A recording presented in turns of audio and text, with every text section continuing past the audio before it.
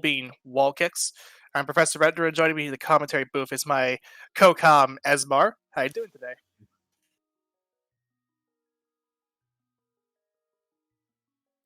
If you're there at least. Oh no, unmute the comms.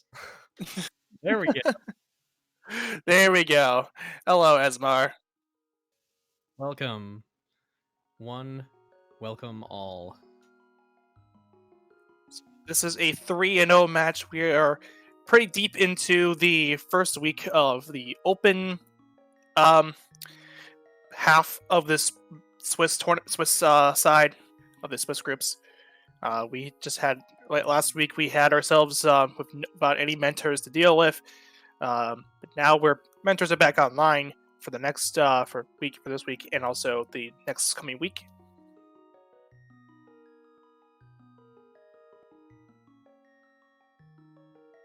So, what do you expect from this seed, Ezmar?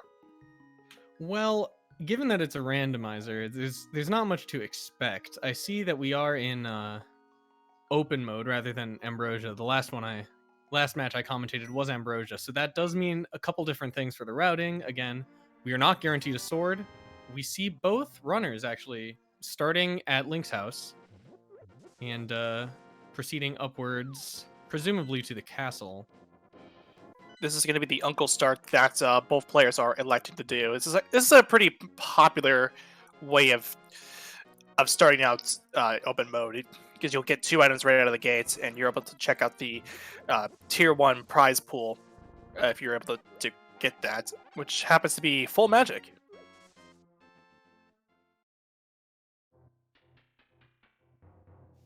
Shkoople a little bit ahead, getting to the Uncle check. And we have a vanilla fighter sword on the Uncle. Yeah, that's very convenient, having that sword just right in place. And no, this isn't mystery, so we don't have vanilla swords. Yeah, I did have to do a double take there at the center of the screen. There you can see our settings.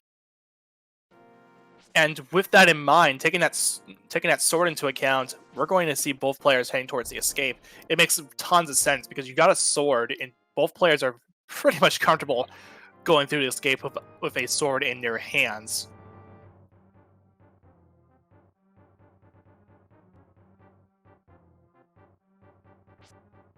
So yeah, that's one of the main differences between regular open and Ambrosia taking care of. In Ambrosia, you start with that sword. Going into the escape, obviously a lot more attractive if you have a weapon, since this guard in particular needs to be killed in order to progress, unless you're lucky and get the castle key in that chest there.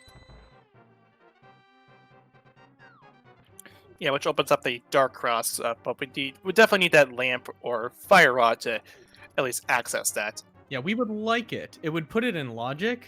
However, I wouldn't be surprised if, especially with the mentors, being in comms with the runners, I wouldn't be surprised to see a dark cross check even if we don't have a fire source. And it all comes down to whether or not they are comfortable in doing this, doing that such a play. But given the fact that we have a sword, we can at least see with our little beam that comes up when you charge your sword. Yeah.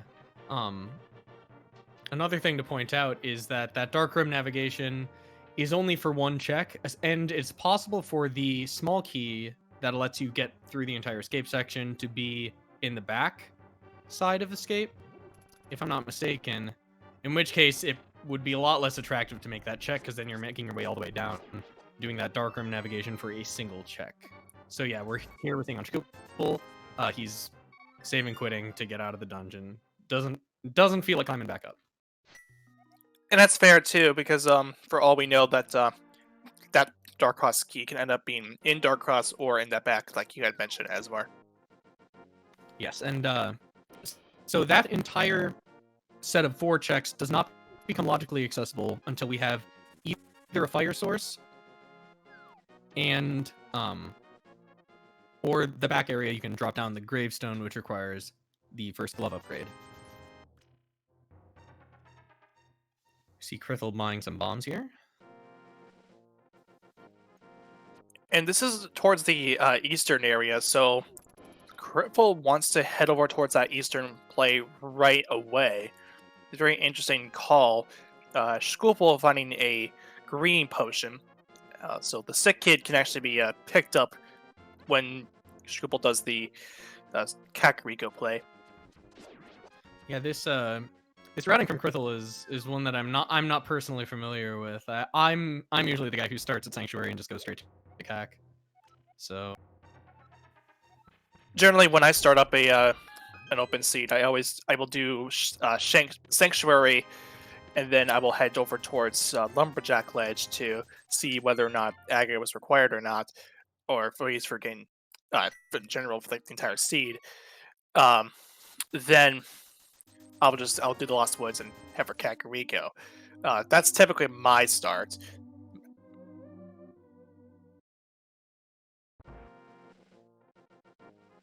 yeah, I feel like the information you can gain from doing seeing what those checks are in the Link's house uncle escape sequence, that can give you an edge if you're skilled in putting those pieces together.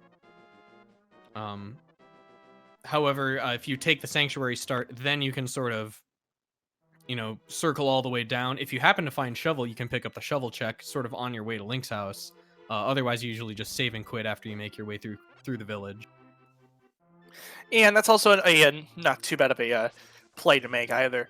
So Shkoople is going to actually buy the bombs from this shop, which actually makes sense because I think Wallkicks may have told Shkoople that, hey, you don't have bombs. I think to be safe, because you have enough rupees to buy it, buy the bombs and then route from the bottom to the top. Yeah, another difference between Ambrosia or any standard seed, I suppose, and open is you're much less likely to have bombs by the time you make it to the village checks, which you need for, I believe, 3 of them. Yeah, there are 3 bomb spots in Kakariko that you will have to pick up during your stay in Kakariko until you start venturing off. And possibly the foot race if it's a desirable item. And speaking of desirable items, we did find a hammer from out of the well. Yeah, it's always sort of mixed feelings when you're in a race and you see a really good item early. Oh, and we see the bow on Krithel's side. So on the one hand, you like to see them. On the other hand, your opponent's not going to be you're not getting an advantage there. A race can be swung later on if a runner finds the hammer, minutes or even, God forbid, hours before the other opponent. But here, they're both going to be coming out of Kakariko with both of those items. Yeah, generally the early game is just consistent of, well, you're going to get them anyway, so there's nothing really to write home about at this current stage of the race. Come to around mid game and then ultimately late game, that's where you'll see some of the big decisions that these runners will have to make with the assistance of their mentors. Now, earlier we were talking about dark rooms, and with that in mind, the runners now have all of the, if I'm not mistaken, all of the items they actually need to complete pod, minus, a way to navigate the dark rooms. But it would be possible to go through Palace of Darkness now with the items that they have. So we might see some interesting routing decisions based on whether or not, one of the runners wants to make a run into pod. And that's very a valid point of this. And we did also find the ice rod from off of the bottle vendor. So luckily, we don't have to do any ice rod hunts today.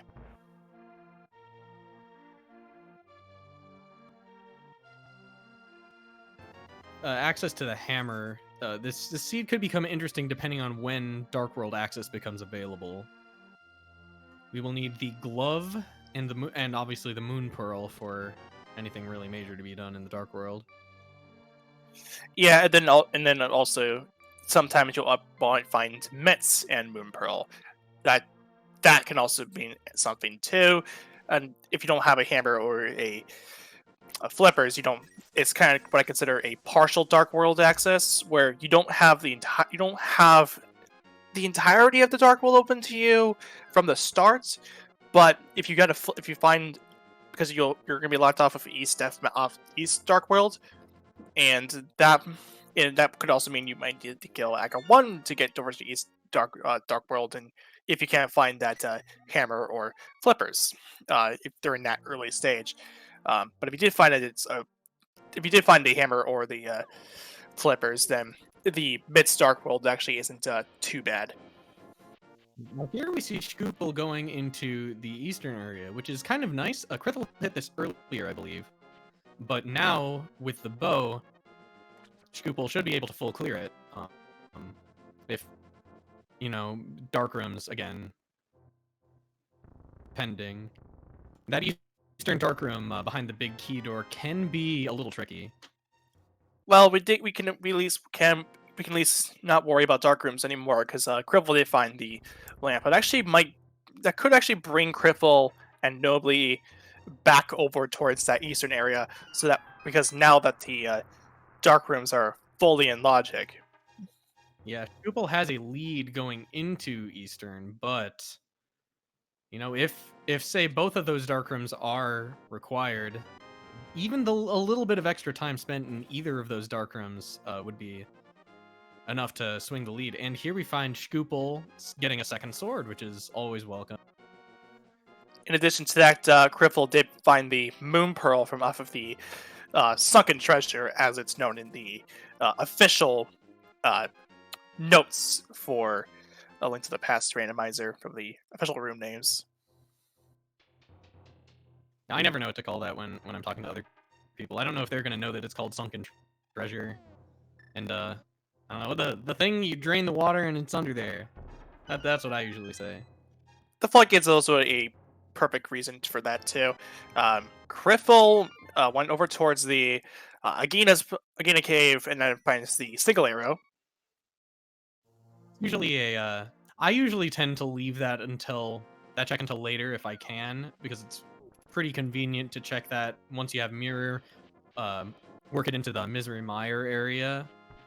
If I can get away with it, that's one that I usually like to leave. Because if I can leave it that long, then it's generally not that important anyway, and it's kind of a bit of a walk to get over there, especially if you don't have boots, which neither runner does at this point. Krithel is going to look at the mini Moldorm Cave, while Shkoople is going to continue the trek over towards Eastern Palace, finding 5 rubies in the bait chest. So it looks like we're down to 2 items.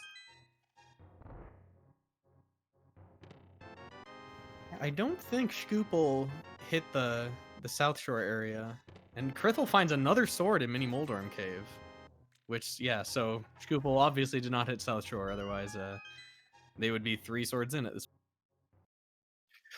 Yeah, now if Krithel does head over towards Eastern, they will get the Tempered Sword, and then Shkoople will get the Tempered Sword from off of Mini Moldorm Cave after this. And nice darkroom navigation on Shkoople's side.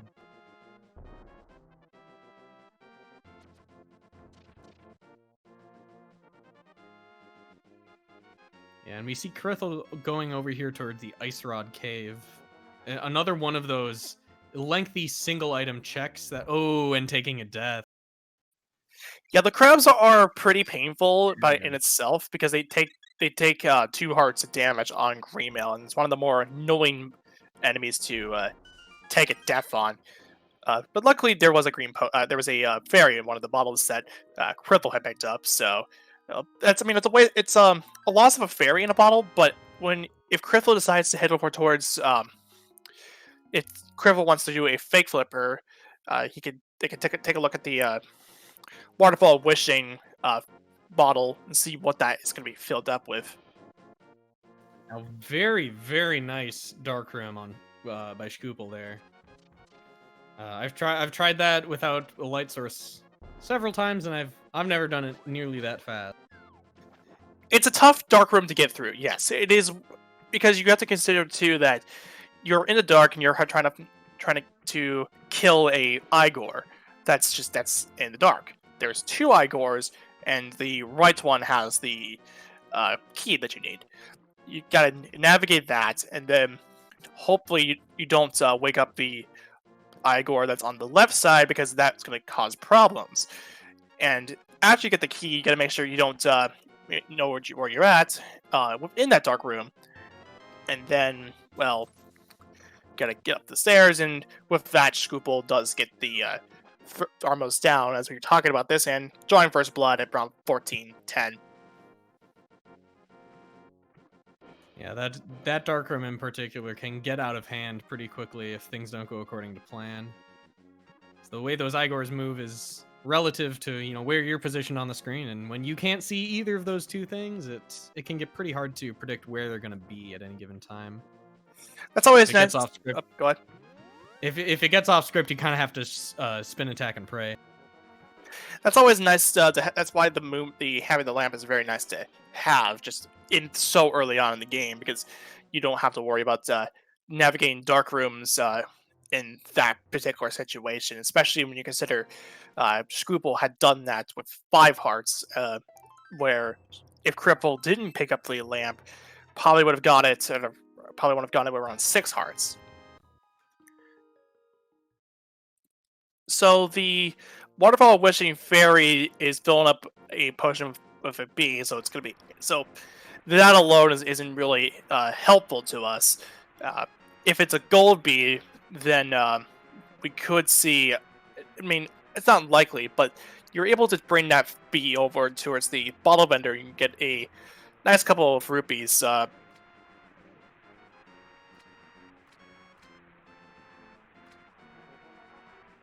And Shkoople here finding the Moon Pearl finally. Not that it made much difference at this stage in the game, but it's always a nice find. Wow, and 4 bottles for Krithel. Yep, we got our all 4 bottles ready to already, like, so close in at around just before 16 minutes, which is very nice to have. It's very much a safety seed from this stage of the game. Just having all 4 bottles means that you're going to have a lot of safeties going into the mid game and late game coming down the road. So going to do that play when this is out of logic, no less, because you need a glove or flippers to get over to Zora. It's a nice little payoff for Krithel and Nobly. Yeah, personally, I sort of consider anything after maybe the 3rd bottle. The 4th bottle is kind of gratuitous in my opinion. So yeah, you know, three is usually enough.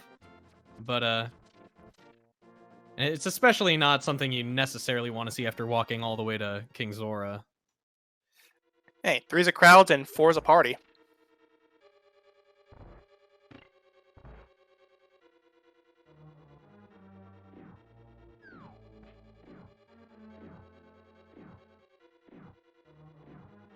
Now, the runner to watch here is going to be Shkoople, because Krithel's just going to be doing what we saw Shkoople doing just a few minutes ago.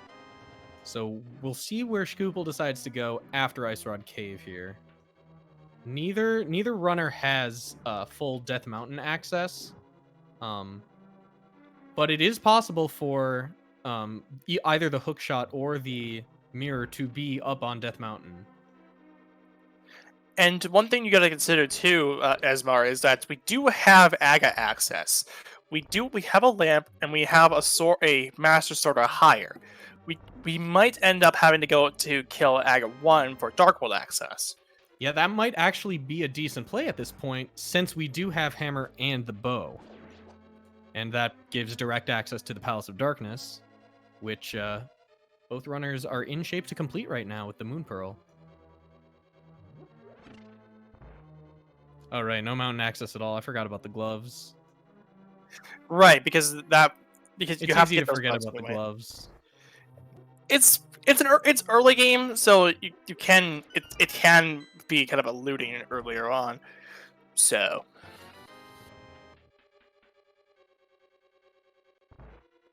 now, personally, if I was running the siege right now, I would just say drop everything I'm doing currently, and considering that what we're dealing with so far, we got through the one dungeon that we could clear. We haven't found anything with the gloves or anything else. I'd say, okay, let's go and kill Aga 1, because I'm starting to feel like this is a Aga seed. Yeah, I'm personally not sure about the fake flippers play from Shkoople here. You know, with the items that he found, knowing that any items he gets through this will be out of logic, it makes more sense to go for that logical Dark World access and get to the Palace of Darkness, because there are a lot of checks in there. And Shkoople, I've seen the side effect of a fake flipper in this state, and that is if you happen to take any form of damage while in that fake flipper state, and when you're off that the screen that you do the fake flipper from, you will automatically die. And that's because that is actually the failsafe that the Link to the Past randomizer developers had put in to prevent a soft lock from happening from the vanilla game, where if you took any damage from any enemy while you're in that fake flipper state, you will try to do a screen transition, and you will keep going and going and going because the game doesn't know what transition it points to, and you will have to just reset your game after that fake flipper, after that soft lock, because you cannot save and quit, you cannot do anything. You gotta actually hard reset your game. And Shkoople is actually going to do the play that I was thinking it was going to do, especially after doing that, after suffering a death from the fake flipper, and that is going to be the Aga play. Yeah, I would have been very surprised to see more time sunk into that after taking that death.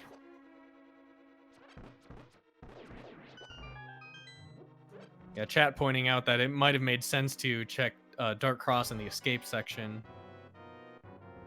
But, c'est la vie. Yeah, this is actually pretty interesting from Shkoople and Wallkicks. Because the Dark Cross is already open, and we already know that. Now, if we find a key there, that would mean the back of escape is also open for Shkoople and Wallkicks. But going pretty deep into doing this Aga play is interesting. It's something that I would probably want to wait out, and wait until I got through the Dark Cross, and maybe the back of escape if I happen to find it before doing this Aga play. Yeah, I would say it is a fair play to decide not to take that escape route on just on the chance that the key is going to be in Dark Cross. Because if the key is not in Dark Cross, it's a pretty lengthy walk for not much of value. Only one check. And Krithel is also going to do the Aga play, and actually going to leave out Dark Cross. Yeah, without having that castle small key already, that play would be a little bit of a long shot. It could be huge, but it would be you'd be putting your chips on green at that point. Yeah, so Shkoople is now heading up towards the top of Aga's tower, and typically when you get these Aga seeds within the chats, we like to guess how many blue balls that Aga will fire from. So from 0 to 15, guess how many blue balls that Aga is going to fire, and I typically like to go 3 because that's around the average amount of blue balls that Aga could fire in most seeds. Yeah, I tend to mentally multiply each blue ball count by 6 because that's how many blue balls there actually are.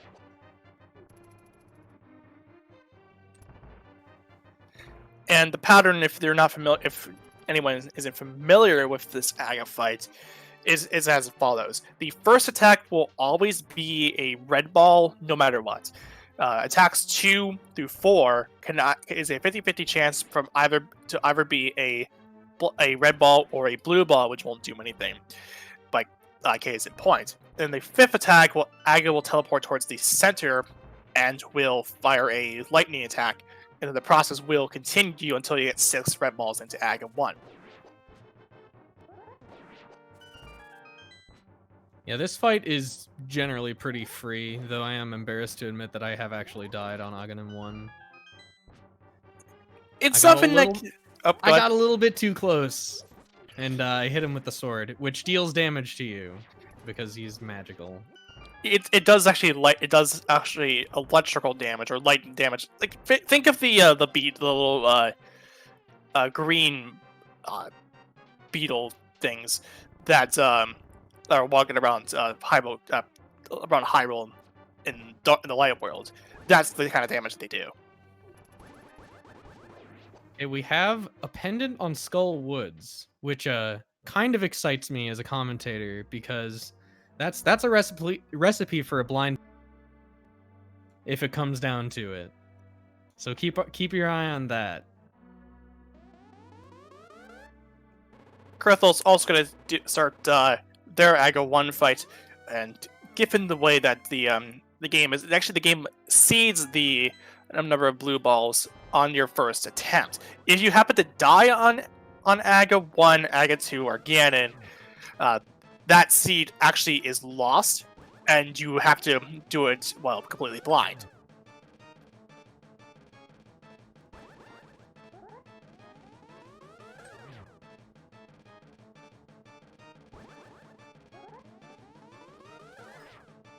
And looks like Shkoople wants to head over towards the pod area, which makes sense, because that's the only thing you can really dive into currently with your equipment.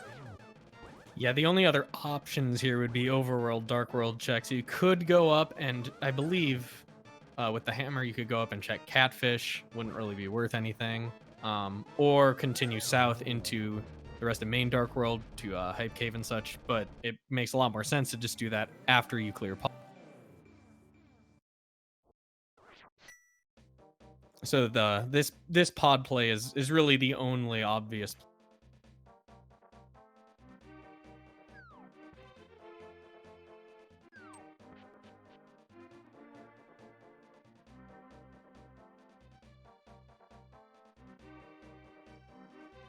I expect we'll see Krithel doing the same thing.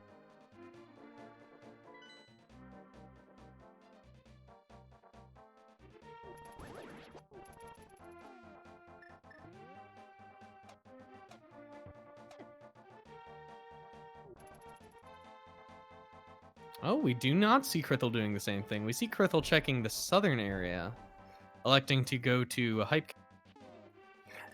This is actually an interesting call, and it actually makes sense too, because you only have about 3 things you could have done on in the Dark World at the moment from that point in that specific area, which would have been Pod, Catfish, and then the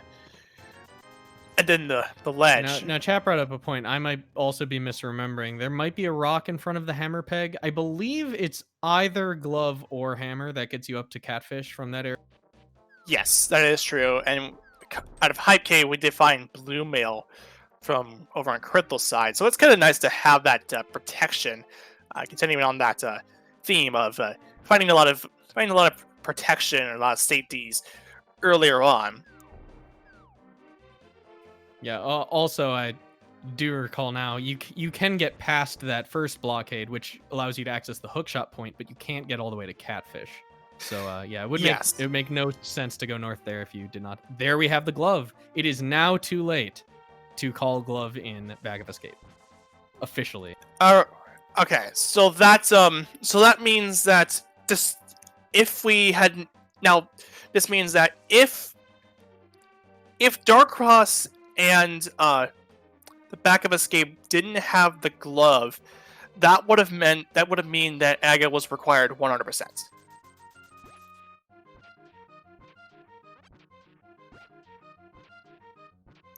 Because we're gonna remember this too. Both players did not go over towards the Darkross and the Bag of Escape if they had found the key from the Darkross.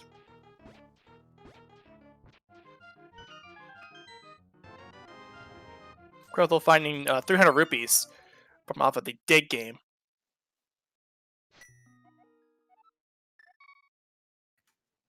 Yeah, if Titan's Mitt is an escape, then that could have ended up paying off for Krithel had they done that. That would have allowed them to continue up into Village of Outcasts. But as it is, they were sort of forced to save and quit.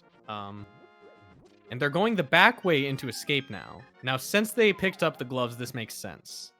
If they're opting to do overworld checks over dungeons, which seems to be Shkoople's strategy.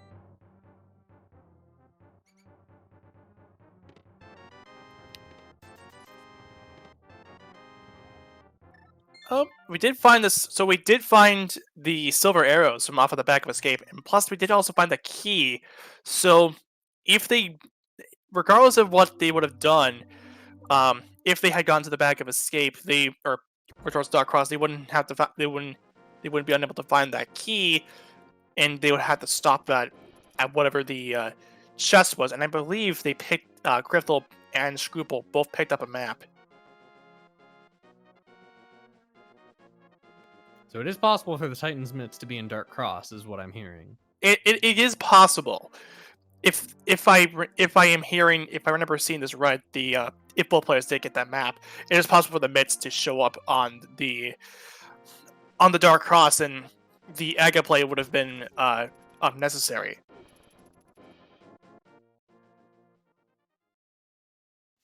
I think we see Shkoople setting up for a death warp here after checking big chest. Which is a heart container, which that means Shkoople will have to bomb twice in order to get that death warp going. Gotta be careful. We've only got 4 left. He might run out of bombs. I jest, but I have run out of bombs while going through Ganon's tower left side before. So I had to sheepishly back out and do right side instead of left side. Yeah, it's something that you want to conserve. And besides, you'll get a lot of bombs throughout your adventure, anyways. You're never going to run out any bombs unless you are very unlucky. Yeah, it's one of those things you start to take for granted. Same thing with rupees, say for Kiki on the way to Palace of Darkness. It is possible, however unlikely, to not have enough to pay the monkey. And we did have to find the Titan's Mitts from off of the brewery, and so that means, yes, we had to kill Aga 1 for the seed.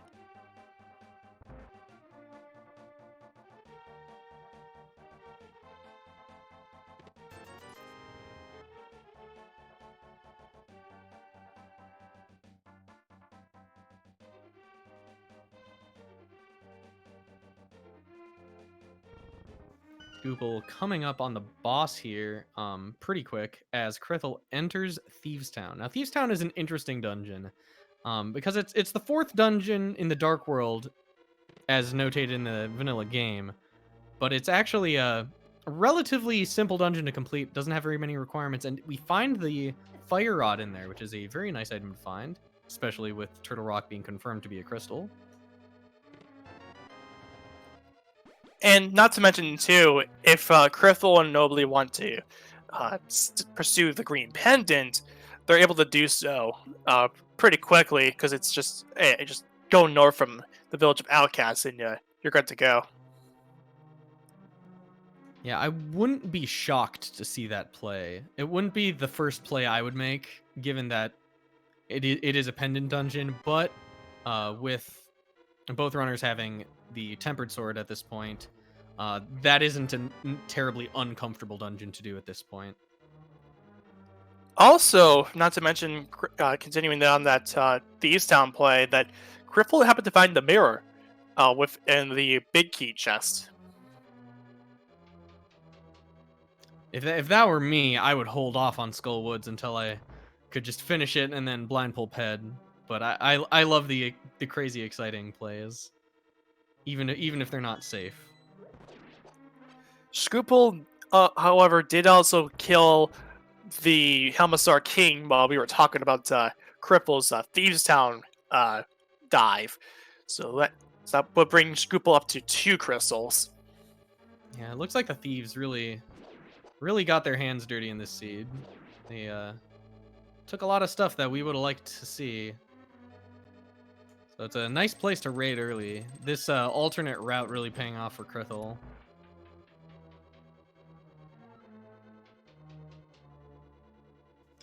And this is actually what I was talking about too.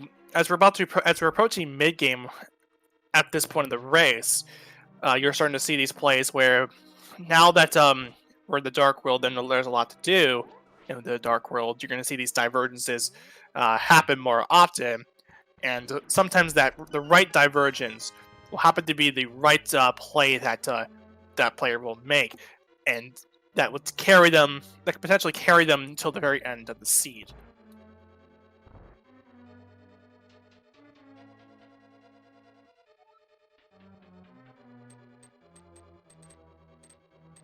So Shkoople is going to head over towards Hype Cave.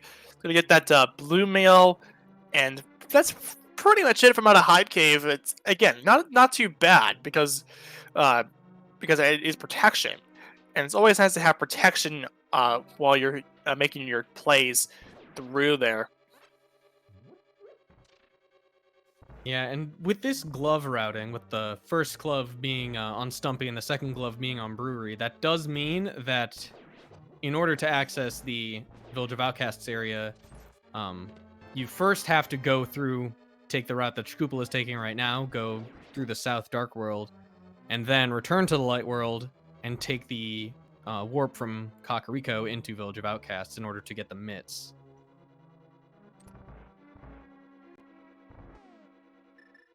So unfortunately, no more efficient way to route this.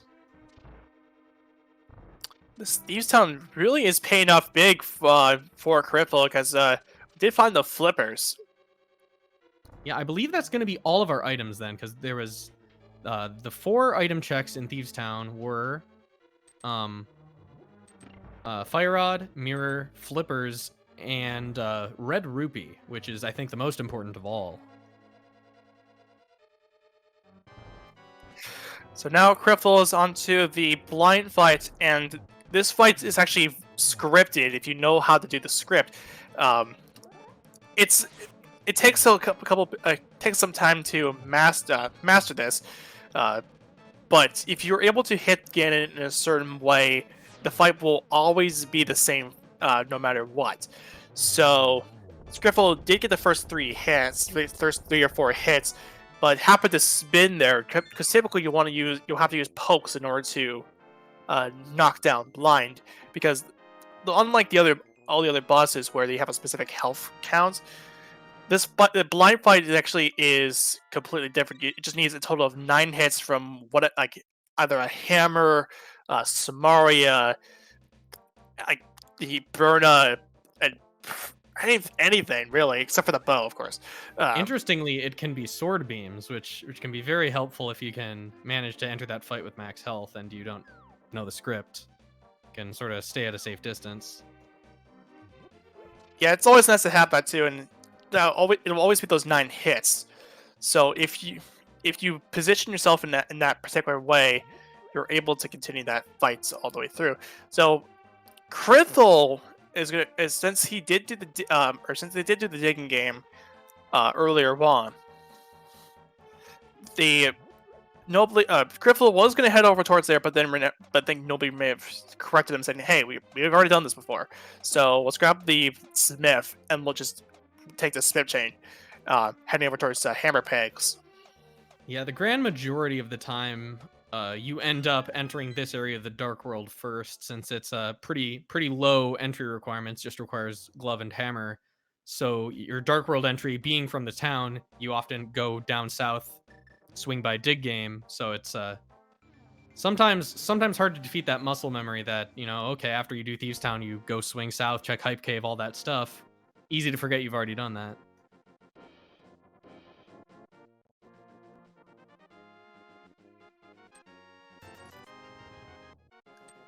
And the blacksmiths are making bombs today. It's a little dangerous to do near a furnace. I mean, bombs are made up of gunpowder and gum, or wait, that's the cave story bomb. Now Krithel making the full commitment to the entire smith chain. A little surprising, perhaps, that they're opting to. Oh no, they have K45. Yeah, so this makes perfect sense since they did already check the dig game, which is something you can't do with the chest in tow. Yeah, because for some reason too, because for some reason, even if you leave the purple chest below, that the follower flag is actually set, and if you try to do the dig game that way, it'll tell you, "Hey, you have a follower behind you, and you can't play the dig game." There is That something actually, following you I don't like. I believe is the yeah, text. I think so. Yeah, I think I remember that. I actually happened to do that one time. Like, oh, duh. Um, it's kind of weird how that works, but actually, it's kind of the basis for the purple chest. It's not even a glitch. It's more of an oversight because the flag doesn't get reset at the specific after like the first frame of entering the light world through a mirror. A little bit unfortunate that purple chest not paying off for Krithel, who is still a little bit behind. So we see Shkoople entering Thieves Town, going to find all of those nice juicy items that Krithel found earlier, and they've already completed Pod. So Shkoople with a not large but measurable lead here.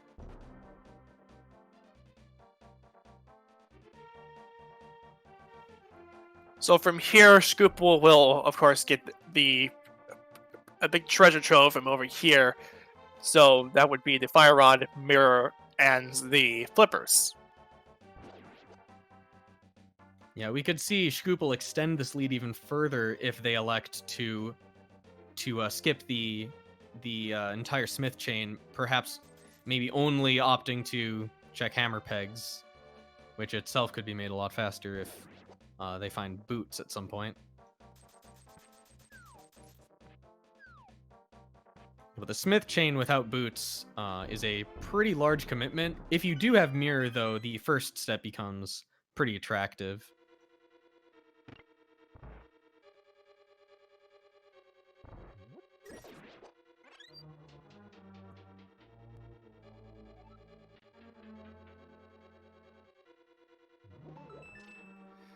So currently, we're starting to cross over to the each other's footsteps at this point between Krithel and Shkoople. So let's take a little bit of a history as to where they had come up here. This is the 3-0 match, so that means that Krithel and Shkoople have not lost their matches yet.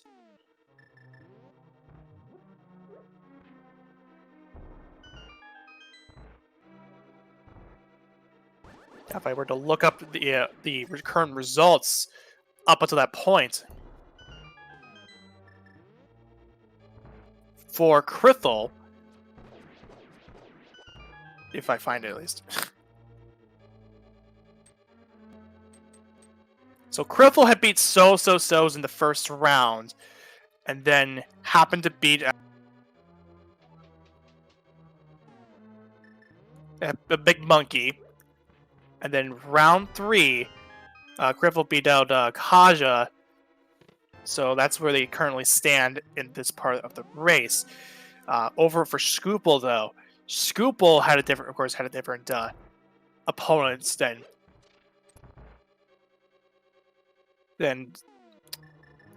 Krithel. I am.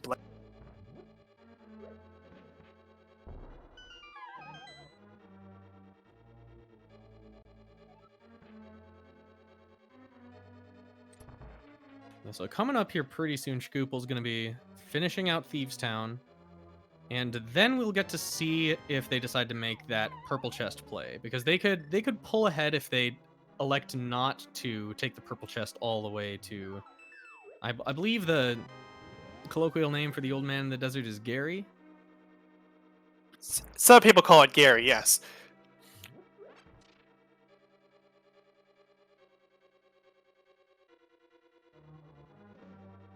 Yeah, but after those checks, there's not really anything particularly obvious that's easy to route in. Perhaps a pendant ice palace dive, which is never attractive without the cane of Samaria. We might see Shkoople decide, rather than to go to Smith's, to go straight up into Skull Woods. Maybe check the front area. If they wanted to as well, they could also pursue the green pendant, kill Mafula, get the green pendant, and when they decide to make their player over towards Sashrala sometime, that means they could actually turn the green pendant and see what that picked out. So Shkoople does pick up the crystal from off the blind, and actually now I did have Shkoople's results. In round 1, Shkoople faced off against Arable Penguin, won that. In round 2, he faced off Tornado, won that as well. And then he faced off against Zero Nix and won that as well. So currently undefeated for both sides. Well, barring a tie, that is going to end today.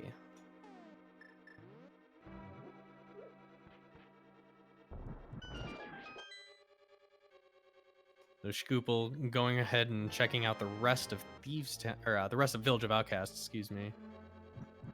And we do see a play for Smiths, it looks like. Or perhaps he's just picking up that red potion. That's something that you don't normally see at all.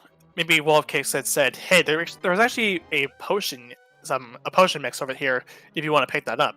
So yeah, this is going to be the Smith play. So again, nothing hasn't really been nothing so far. So Krithel, pretty much after Krithel finishes up Pod and takes down Helmus Arcane, Krithel's pretty much on the clock. What do you think Krithel could end up doing at this point? Well, we do have Skull Woods that we can at least get into and full clear. We could also go to Ice Palace, but preferably they would either want to have a Cancer Maria or the the hook shot, so that way they can logically full clear it. Yeah, another thing that's important to point out, with both glove upgrades, the lamp and the mirror, all of Death Mountain is accessible to both of these runners. It's a little roundabout, but they can both get all the way up there logically. Yeah, Death Mountain also looks to be a very favorable play as well. If they wanted to as well, they could also go into Penance Swamp and take a look at left side Swamp, and pretty much you don't have the hook shot, so you can't go to the back. So yeah, I would expect after they finish up these sort of checks that flow nicely into each other, I would expect a Death Mountain play, because that's fairly easy to, save and quit into. Start at Sanctuary, roll on up there.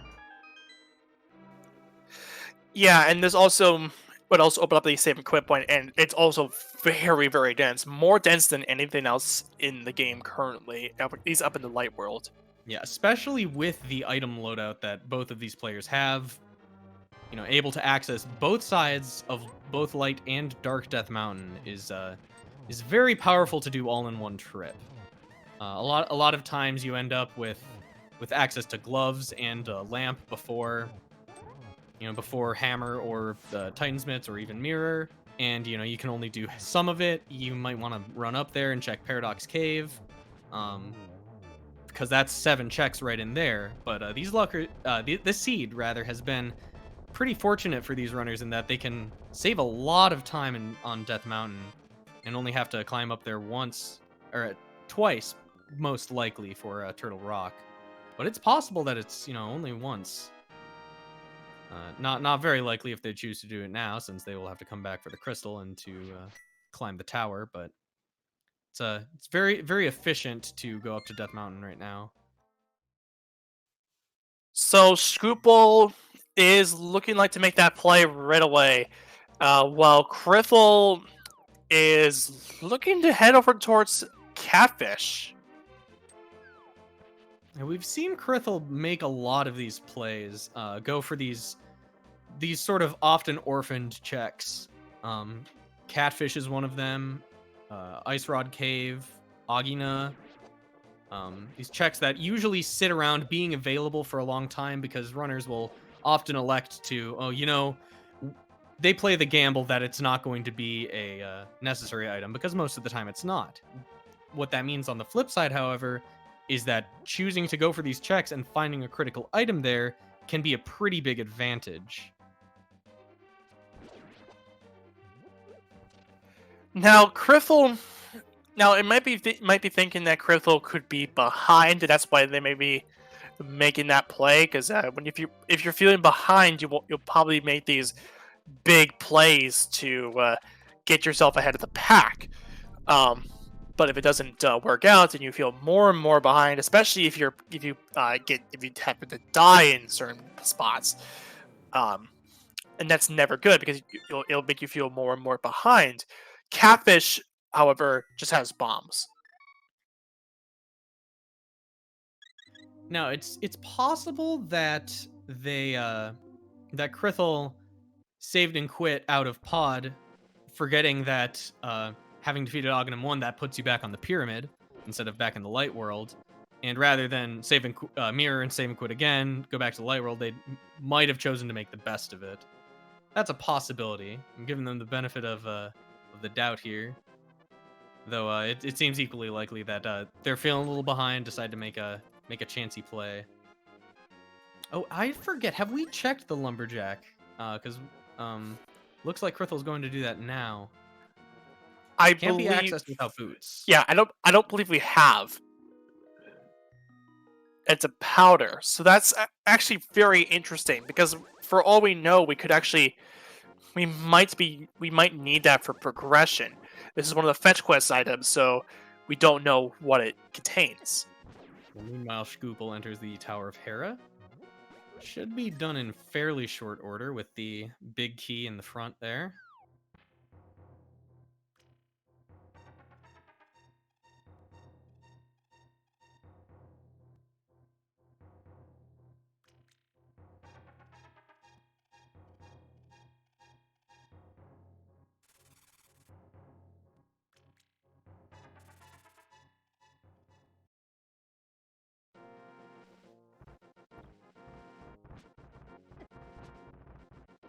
Also, one thing I neglected to mention was that Shkoople, when they did their mounted play, they picked up the cape. So it's also a very nice protection item to have as an invincibility item. Yeah, cape was the gift from the old man for escorting him through the cave. And more interesting to note is that does put the Spike Cave item in logic, which is another one of those sort of often, not as often, but sometimes skipped checks, because it's one item. It takes a little while to go do. I would be surprised to see either run or skip it at this point, since you're saving yourself one more trip up Death Mountain if it ends up being required. So, not to mention that too, but we also have access to the bumper ledge through that cape.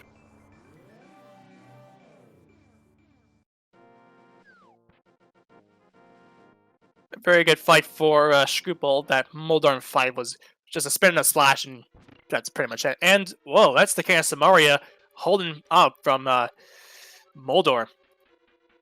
Yeah, so it looks like we're waiting on the hookshot and the flute, and whatever pendants are required to access Misery Mire and Turtle Rock. We might find any or all of those items up here. One thing too is that if we get all those items, we don't know what the medallions are for Mire or Turtle Rock. But we will get information about Turtle Rock coming up, because Shkoople is going to head over towards East F Mountain, and we'll probably want to head over towards that Turtle Rock's entrance and see what that medallion is. That way, we have some information as to what we got to deal with. And yes, we might need a hook. We're probably going to need that hook shot, because logically we need to hook shot over towards the Moldorm 2 chest after we kill Moldorm 2. I will not put them against. I will put them against them if they don't know how to hover. It's one of the more complicated tricks. It's not difficult, but it's just the way you have to do it. It's a little bit goofy. Spiral Cave getting out the shovel. They better not forget to check that. can't be Samaria this time, but it could be equally useful. We could have Vanilla Flute.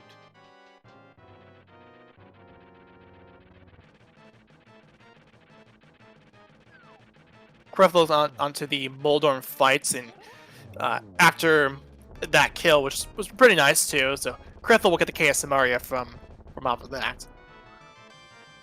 Shkoople, meanwhile, heads into Paradox Cave. So named because you fall down a hole and come out higher up the mountain somehow.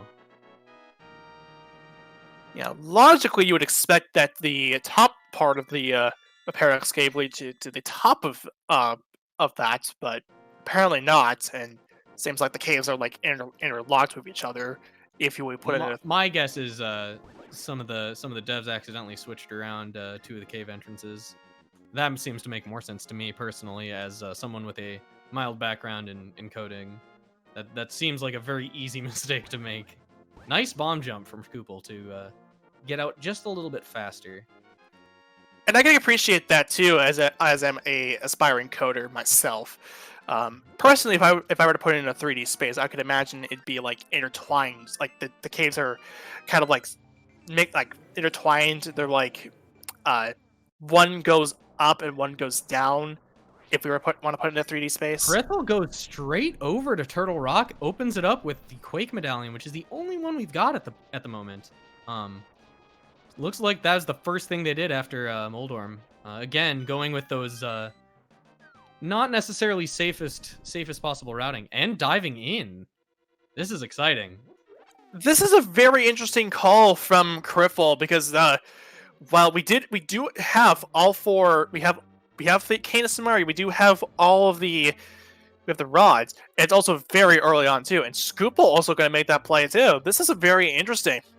So currently both are like pretty close by to each other, and if we find something of importance here, it's great because that play alone, like going through Turtle Rock, is very, very long, and it's very challenging. It's it's pretty much the last It is the last dungeon you will ever go to complete the game, in the vanilla game. I don't disagree with the play though. If I were in their position and I saw that Turtle Rock was Quake, with the items they have, I would personally go in there in a heartbeat. There are a lot of checks in here. They already have Tempered Sword, which makes the eventual boss fight much easier. Krithel having the presence of mind to go the long way around and do the torch puzzle properly in the absence of the hookshot. Yeah, the call to do it before the rest of the mountain is also a little bit interesting and very exciting as we find Flute. So that's pretty nice to see. So in a way that does pay off, because the play that both players have made actually ends up being the spot that they would need to pick up anyway, because we do know that Mire is required because it is a crystal. Now the question becomes, since we're kind of in a Gomo situation, well, technically speaking, because the way that this sea is played out, because of Swamp Palace being a pendant like it is possible that you can actually forgo the hookshot if you know how to hover. And again, I'm not going to put them against them if they don't know how to hover. This is the Gobo Podcast Mentor Tournament, so they are aspiring racers who want to get into the game and race at a very high level while learning from the experts. So I will not put them against them if they do not know how to hover at all. So you can actually, you can avoid that period. So in a way, you could consider it go mode until we find out what Mire's medallion is. Yeah, another thing to note is hookshot could be logically required, again, hovering notwithstanding, to find the big key in Ganon's tower. Since left side does, I believe, require the hookshot to access a fair number of those checks. That is true, because you do have you can do bonks to get over towards the Stalfos room, but primarily you would want to. I could imagine you can either use either hover, or if I'm not mistaken, you can try and do a bomb jump over and get over towards the Rando room. Another note to point out is that Mire, even if it's accessible, can't really be gone into very far without logically without boots or hookshot, which neither runner has at this point, since that first room requires you to cross that gap. That is true, and you cannot and you can't bomb jump over there for some reason.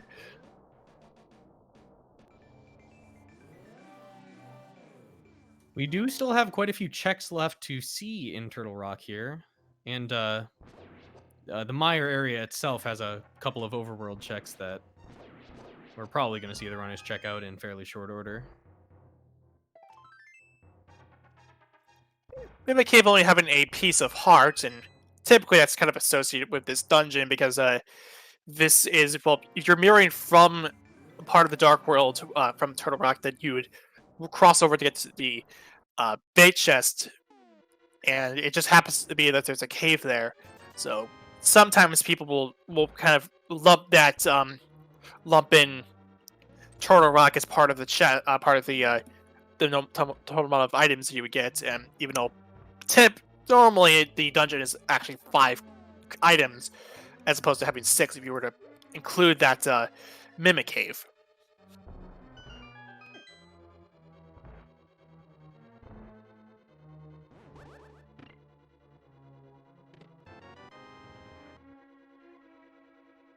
So given that we're still going to be looking for another item or two at the very least, you know, we want to see boots, we want to see hookshot, we want to see, you know, more medallions would be nice, but not necessarily required. We're probably going to see Krithel go and check those Death Mountain checks after Turtle Rock. So they are ahead in the dungeon right now, but depending on what they choose to do immediately afterwards, what we find on Laser Bridge, etc., that lead may vanish in an instant. So to actually bring up something from the chat, which actually for our tracker for today, Zeke Highwind does actually bring up a good point. We do have, there's the potential that the boots desert could be boots locked, so we would need the boots anyway.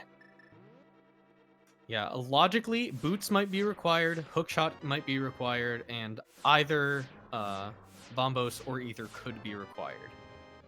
We need at least one of those to actually complete the game. If Mire's Quake, we find the boots, and our players know how to hover, the game can technically be completed. That is true. And Shkoople ends up taking a death, but this is one of the dungeons where taking a death, it kind of sets you back if you go into this dungeon, if you take a death, and you don't go towards that mimic, towards that bait chest room, that bait chest entrance, it hurts.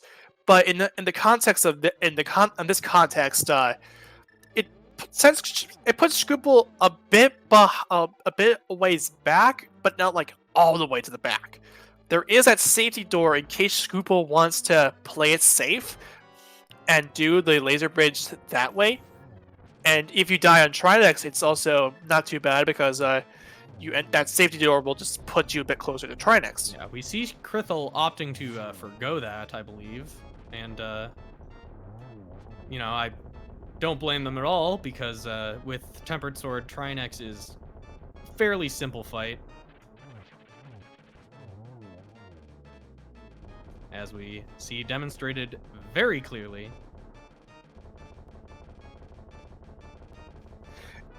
And Krithel wants to take that safety door. And this is something I don't blame at all. This dungeon is actually pretty difficult by itself, and having the ability to restart near the bottom of Laser Bridge is very nice because you can take your time and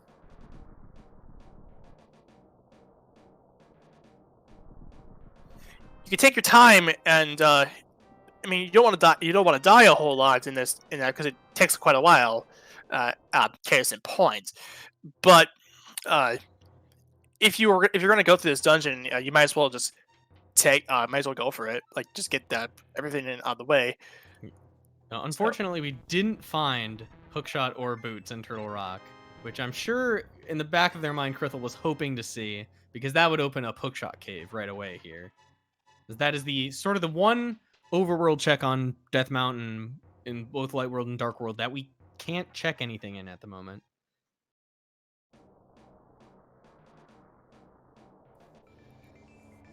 So, Krithel is going to end up mirroring and.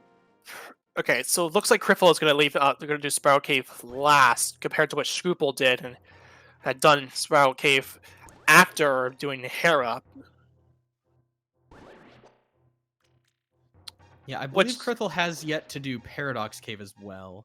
I believe Shkoople has completed Paradox Cave and Spiral Cave, which means after they finish their Trinex fight here, which is starting, they will have the Super Bunny Cave to check, and then I would expect to see them head back over towards Spike Cave unless they decide to chance skipping that.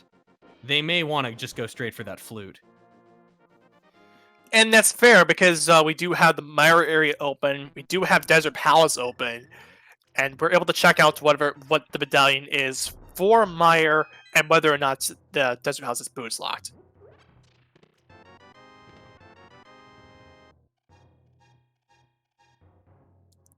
So Shkoople takes care of the fight with Trinex, and that is going to be the next crystal, the 4th crystal, in fact.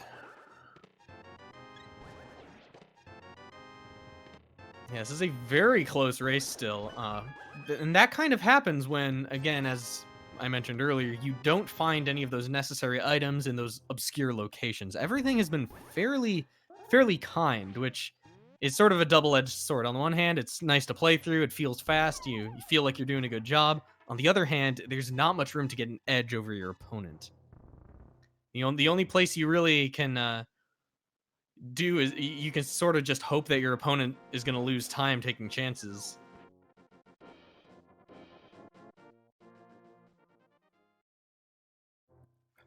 Now, I want to bring attention as we are going through these checks again. I want to bring up the sprites that that Shkoople and Krithel are using. So Shkoople is running the Fierce Deity link from Majora's Mask, and Krithel is using Zero Suit Samus, one of the many sprite options that we have available for the randomizer. And actually, not just that, Fierce Deity link is actually one of the more newer sprites in the current release of the past randomizer, which was released not too long ago. That is version 31.0.5, and included a lot of fun sprite options. We have a couple instances of Deadpool. We got Jack Frost from Shin Megami Tensei. We got Gino. We got Hackett from A Hat in Time. We got the Angry Video Game Nerd as one example. We have even got Carl Sagan. Bananas and Pajamas. That one, I was like, bananas in pajamas. Man, that I haven't thought about that in quite a while. Yeah, it's crazy. And we even got Madeline and her shadow form from Celeste. One of the many options that was available in this pretty recent patch, and Yeah, which includes interesting to see. I hate to interrupt you, but we see Krithel doing the Hera basement check, which Shkoople did not do. Shkoople hit up Spike Cave and got out of there. So we'll be seeing pretty quick if Shkoople's gonna be saying "uh-oh" later on. Yeah, this is a very interesting call here, and actually, I'm going to name one more here, and that's actually pretty notable too. We have Nico from One Shot, very well, a pretty fun game, indie game, and a lot more indie reps too. We even have Ori from Ori and the Blind Forest in there. Yeah, Krithel just finds a half magic in the Hera basement. Nice to find, but not a game changer. Well, it will help in Spike Cave though. Shkoople, however, has other plans. He's going to activate that float and head over towards my area, I would imagine.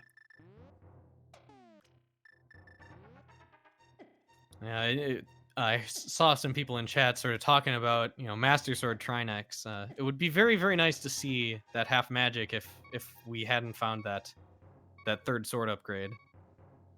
So it would have been possible to find that half magic before doing Turtle Rock. But yeah, I imagine we'll see Krithel on Shkoople's heels here. Shkoople having saved some time by not doing that Hera basement check, which is a pretty lengthy check. I imagine we'll see Shkoople check the medallion on Meyer and then go check for a desert clear after doing Meyer shed here. Again, desert may well be boots locked because depending on what item is on top of that torch. If I'm not mistaken, Meyer looked like it was also Quake.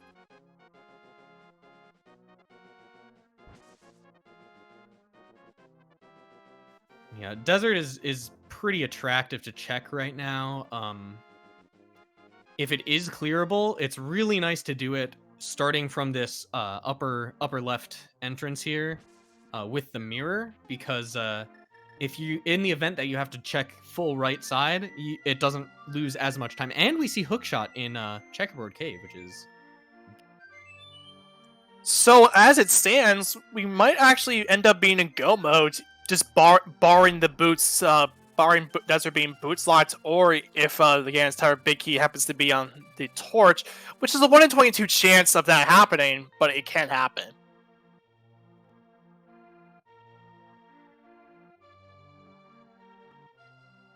Yeah, so this, I imagine Shkoople's feeling pretty good right now.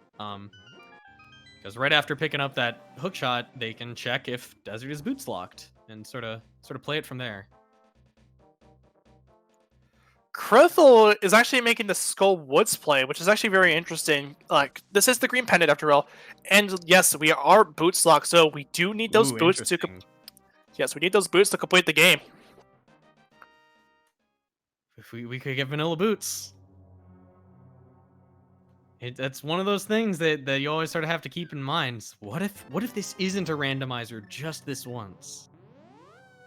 Then we would just be playing the vanilla game. I remember the very first randomizer I ever played had vanilla.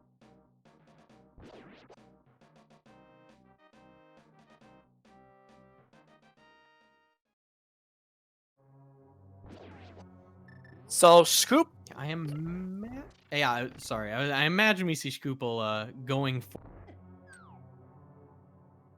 Yeah, this it looked like it was confirmed by some of our chat members earlier on, and it didn't mention it. It was quick. So at this point, well, first of all, we need bottles, but look, we do have that green potion in hand, so we're gonna be able to drink that and be on our merry way into Meyer. And it's very nice too because that hookshot happened to be underneath the doorstep in Checkerboard Cave, so that's very nice to pick up.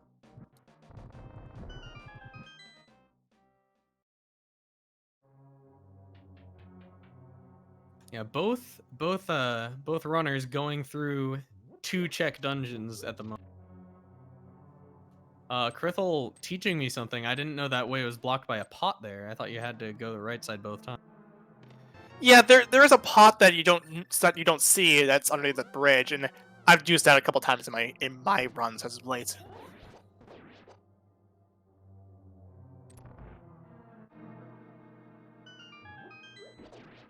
So as it stands, we have a couple things that we can go to now. We did clear out Hera, which had the Can Samaria.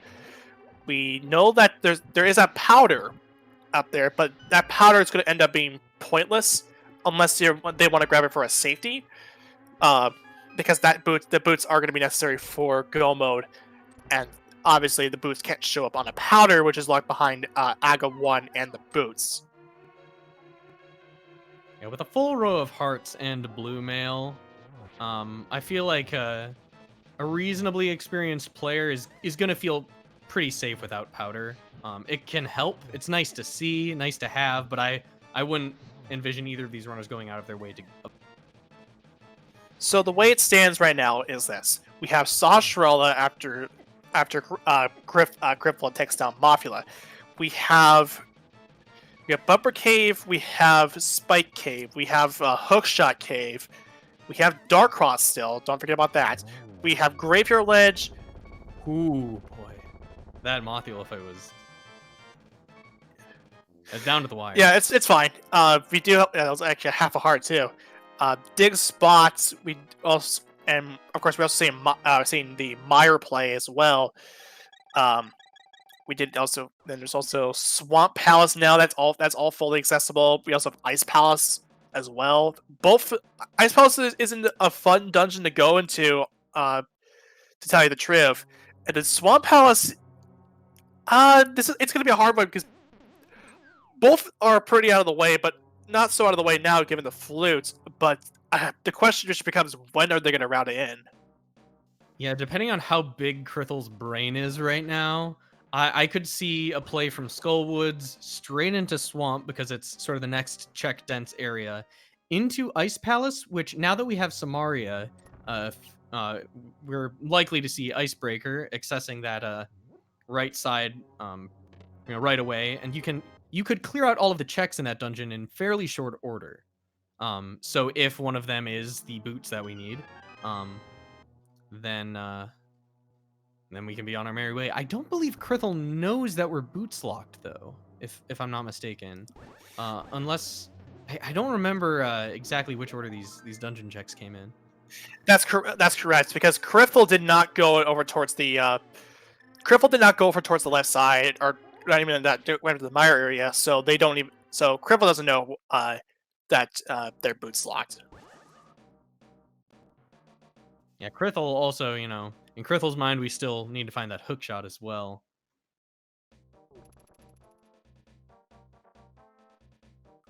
So currently the ball is in Shkoople's court. So that means, well, what are we gonna do?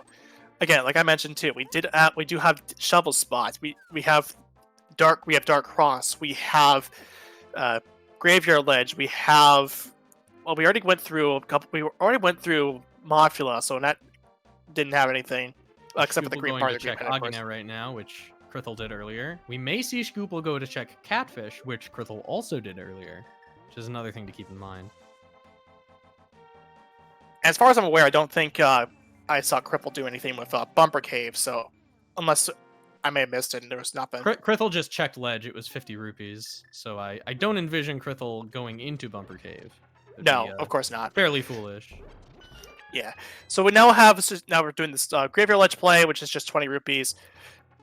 So now, currently, because we're kind of okay, so we now have Hookshot Cave, we have Spike Cave, Dark Cross, Sashralla's Green Pendant.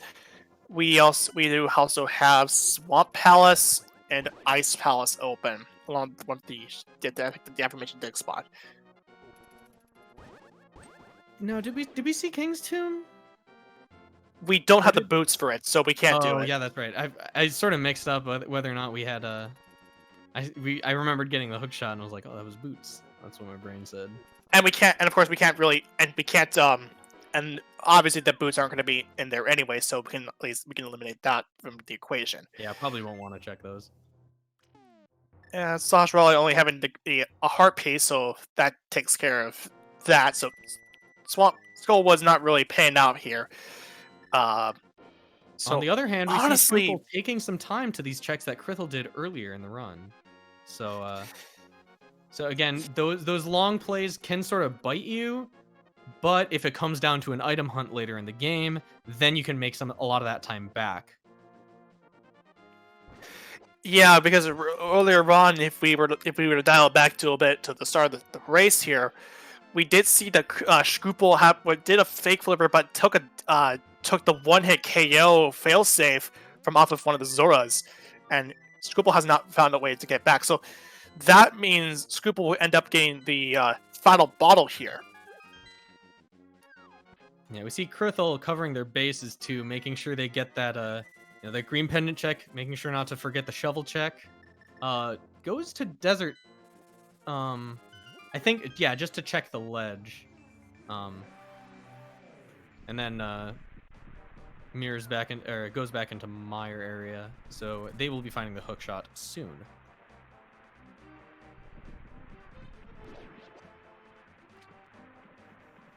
Shkoople wants to do Ice Palace. This is what I was kind of be wondering in the first place. when would Shkoople or Krithel decide to go into those pendant dungeons where it's kind of a pain to get through? But given the way that Ice Palace has given Ice Palace currently as in its current state with Icebreaker, this isn't too terrible of a decision. No, not at all. Especially, so the way that Ice Palace works is the vanilla route takes you all the way sort of down through the left side. You work your way down. You're supposed to work your way all the way back up the right side to find the big key in the chest that you can see in the 5th room of the dungeon. With Icebreaker, the Cane of Samaria can be used to clip through that wall, and you basically do the entire dungeon in reverse. Luckily for randomizer speedrunning, almost all of the chests are right there on that right side. So it's very, very helpful to avoid a lot of otherwise wasted time. Now, this is actually something interesting that Shkoople is doing. Shkoople is actually doing the Icebreaker. Now, generally what you do is... okay, this is an interesting way of doing this as well. Shkoople is actually doing this from just having to use a spin to get over there, and typically, what I typically do for that Icebreaker, which Shkoople does get, which is very nice, is I just do a sword buffer to face left and then do the down right input.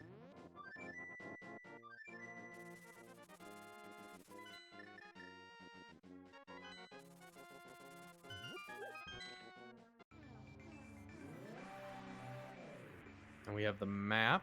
I don't recall what we found in that first chest if it was an item. There are, I believe, 3 in Ice Palace. There are 3, yes. Now, one thing that chat's also pointing out too, and I was going to mention this too, Shkoople has actually decided to not hit the switch. Generally, if you're going to do Icebreaker, you want to hit the switch in order to keep the ball rolling, and that way you're able to. So that way you're able to keep the. You don't have to go another round trip just to hit the switch. Hit the switch over in the in that one room with the little shadow creatures that are in there. Do the wraparound and then come back up through up to the top where you came from Ice Palace, and then drop down and fight Cold Stare. Yeah, I would expect they're hoping for a best case scenario and that the dungeon does not actually need to be cleared, and they'll find all the checks before Cold Stare or the boots they're looking for. So that would be my guess as to why that play was made, because it does save a fair bit of time to not have to go back and flip that switch. Generally, though, that you wouldn't really want to do that play anyway. So we did put interesting, a mushroom. It's one of those indirect checks. It's always like, it's not what I wanted, but maybe it is. Yeah, because that opens up the potion shop, and that means So this is what I was talking about. Shkoople, first of all, has to take the has to go all the way around, hit a switch in order to keep it going. They can just pick up the key from this room, head right back down. Oh, that's right. In that room, and the door is openable from the inside. Some doors are not very nice and will not let you back through them. Oh, that's right. Yeah, that's totally true. I completely forgot about that. Shkoople does have to be careful though. They did not pick up the half magic, and they do not have an extra key for that side room. So I don't quite recall if 2 magic refills is going to be enough here. They might still have that green potion though. I think Krithel drank theirs, but I think Shkoople had drank theirs as well. So unless they can refill their magic, they can't thaw a Cold Stare out. Yeah, and so far what we're seeing here is that there's only about okay. All right, cool. So yeah, because that's the blue potion that they pick out from Zura. So Shkoople gets bailed out here, which is nice. They're able to get the boss here, and that's a very good knock up against the wall. Ooh, slick. Very nicely Pardon the done. pun. And it was Mario locked, because if Cold Stare drops a key there, that means the dungeon's Mario locked. Pretty straightforward logic to know. Now, did we see all of the checks in that dungeon? I would like to believe so, yes. Yeah, I suppose it would be a little unusual to see Shkoople just head straight for the boss in that case.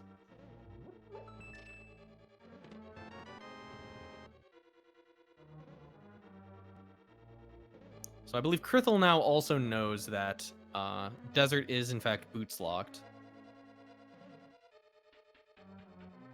And we have both runners having completed one but different pendant dungeons.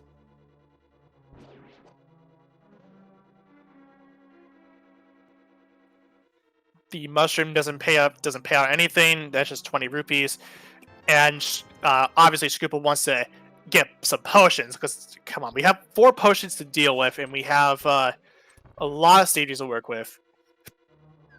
It's a little money, of course, but hey, it's nice to have that. At this point, yeah, we see him buy 2 blue potions, and I think they had a 3rd empty bottle, but decided the time spent actually picking up that potion wouldn't be worth it.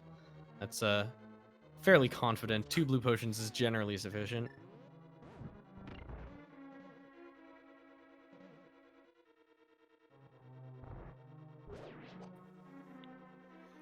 So now as Shkoople and Krithel are crossing each other's footsteps again, I'm gonna run this through here. So currently, what's left is we have Swamp Palace, we have Dark Cross, we have the item, the dig up item, we have Spike Cave, and then we have Hookshot Cave. Which one of those do you want? Which one of them would you rather go into? Well, I'm a little surprised to see Shkoople going for Skull Woods here. Yeah, it's got the green pendant, but you know, the green pendant plus the 2 checks that are in here, with Swamp Palace being full clearable, I'm not sure it makes that much sense. I mean, it makes some sense. It seems like a little more of a long shot. So I'm actually gonna shout out Krithel here. So Krithel actually pulls off the Suki action glitch, which is a very technical glitch that has to do with the arc of the bird and how that affects the fire rod. It's very technical, and I don't want to go into too much detail, but essentially it lets you hit switches in a spot where you don't normally aren't normally supposed to hit hit that switch on with a fire rod. Yeah, long story short, it enables you to perform spooky actions at a distance. Yes, and that's a pretty cool glitch that Krithel used, and it's very nice to very well done for Krithel to pull that off here. So Shkoople and Krithel are actually making the play over towards Hookshot Cave, and maybe also towards Spike Cave. I think they both hit Spike Cave. Shkoople, however, didn't do Hera Basement. So if we consider the runners at neck and neck right now, Shkoople might be a little bit behind if Hookshot Cave does not pay off, because I would imagine we see that Hera Basement check coming out if we don't find the boots in. I swear, I thought we hadn't done Spike Cave yet. No, I remember both runners checking it. It was 3 bombs. Okay, cool. I can at least eliminate that from my apps. So excluding now, currently we have Hookshot Cave, Swamp, the buried item, and the Dark Cross of Swamp Palace. Yeah. Krithel picked up the dig spot. It was a piece of. Okay, all right. Let's try to see. Again, Shkoople has not. So right. So Krithel covering their bases and Shkoople making the fast plays, and Shkoople better hope it's in Hookshot Cave here. But even if it is, Krithel's going to get to it first. So yeah, Shkoople in a little bit of a bind here. The gold sword picked up him off of Hookshot Cave, and no. See, now Krithel can just leave. This is the only thing Krithel came here for. But Shkoople, on the other hand, is going to want to go out and check those other, check that Hera check that they decided to.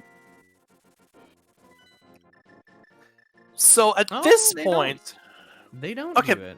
Okay, interesting. that's something that you can regret. I've regretted that many. So Krithel is gonna take a dive over to Ice Palace. So honestly, okay, Shkoople is actually making the heads-up play and actually heading for the. Okay, so thinking first, that makes sense. So, but after that, I can imagine Shkoople might want to head over towards Swamp Palace. Because honestly, I would understand nothing else. Swamp Palace is really the only reasonable play at this point. right, because all that's really left is Dark Cross and also Swamp Palace. And honestly, if you want to put them in a vacuum, then I would say Swamp Palace is the better option because of the identity alone, and there's nothing else left.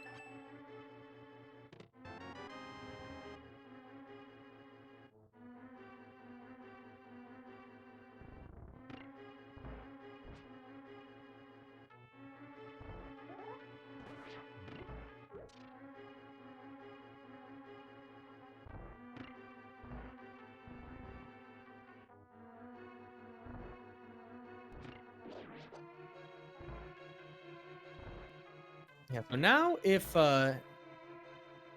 we see now, Boots could be in Swamp Palace or they could be on Pedestal.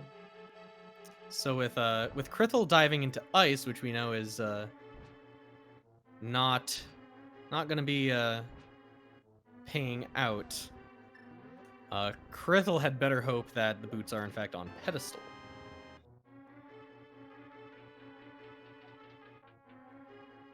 Which can actually be the case, because we do have Swamp and Skull Woods as pendants, and the boots can't show up on the pedestal. Yeah, so if Krithel here has 2 dungeons left, one of which is Swamp, and Shkoople also has 2 dungeons left, one of which is Swamp. Shkoople not having cleared Skull Woods.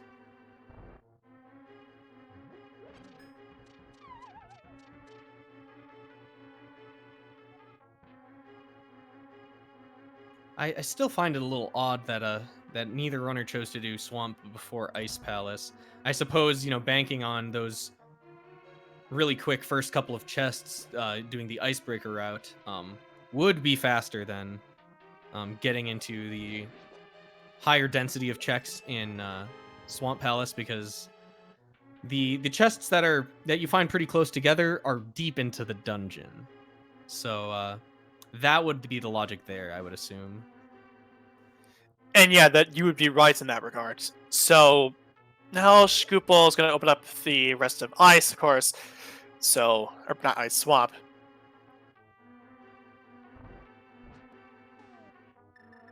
So, if we find the book, then we know that then we have tablets open up, and we also can read the pedestal.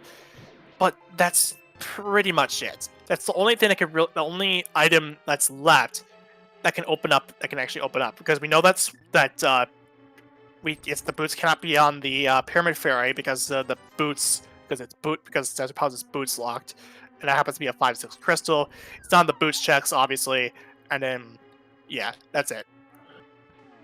I will say, if Shkoople finds the book on, doesn't find the boots here, finds the book in before the end of this dungeon, goes and completes Skull Woods, and doesn't blind pull the pedestal, I will be very disappointed. That's a coward's tactic. Shkoople opting to go for a diver down here. Running with the cane strats.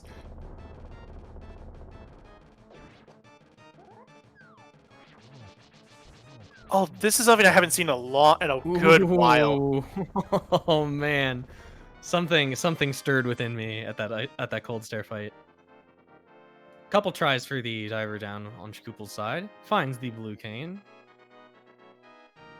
not as useful as the red cane, but a lot more blue. And also, it's also another invincibility item. So what I kind of like this too. Shkoople actually did the original diver down setup, which happens to be you are facing the left side. You're doing the left side railing, and you do these pixel perfect movements. Like you have to do these like 1 pixel perfect movements in order to clip yourself into the railing. Now, I haven't been paying close attention to our items. Is left side swamp still possible to be I haven't really paid attention to that either, but I'll just probably give the default answer of yes. I just don't know. I mean, I would imagine in either case left side swamp was skipped. I mean, I know that's the case, but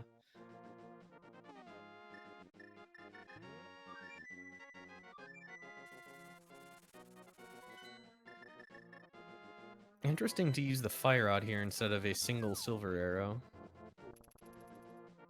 Not a bad idea because it does it's quick, but of course it can't beat out a single silver arrow shot any day.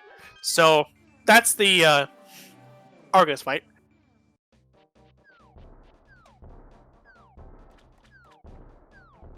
So no book. So I would imagine we see Shkoople go for Skull Woods into blind Pedpole. Oh, we see Shkoople going back in for left side swamp. So evidently, the map or compass or big key are not in left side swamp.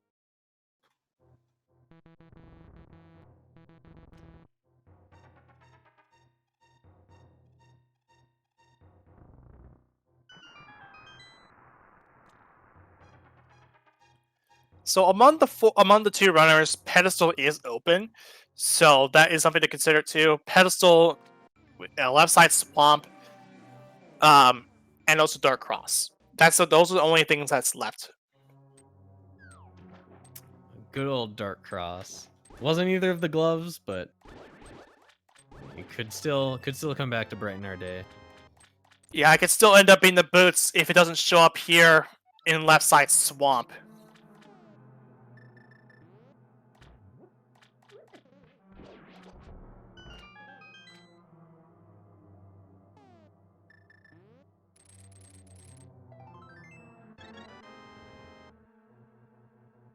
Yeah, I would say skipping left side swamp isn't such a huge gamble that you can't afford to dive back in right afterwards. Because the amount of time you save by it not being, by it being entirely skippable, which you can know by the end of the dungeon, is usually, it's pretty substantial, and it isn't that much slower to come back into the dungeon afterwards. Though a lot of people think that, if you skip left side swamp, you just leave it. If there's an item there, you don't come back for it until it's literally the last place to check. Because the diving back in it's pretty lengthy. You have to go through several rooms.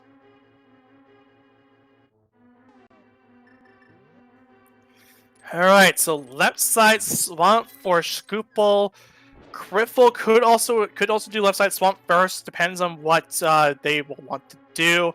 I wouldn't also be surprised if they went for Argus first and then went for left side.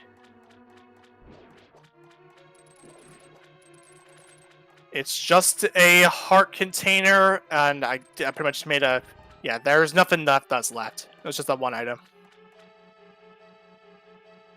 So all is left really is either Dark Cross or Pedestal. In before book on Pedestal. Ugh. And Shkoople is opting to leave out the Dark Cross for now. If it doesn't show up on the Krithel unfortunately going for left side swamp first here, so unfortunately we know that's not gonna pay off. Krithel is opting to go for the diver down on the over on left side swamp. This is also one of the more a good way to do it, diver down, because what you're doing is that you can, if you explode a bomb and make a screen transition, the bomb will still be quote unquote exploding, and when you come back into that section of the room, it will still be it will actually it'll trigger the switch because the switch is actually a sprite and not a tile.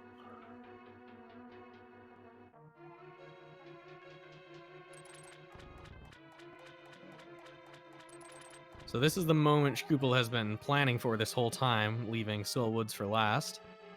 You leave it for last just in case it becomes a pedestal seed, and you can route that boss clear straight into the check.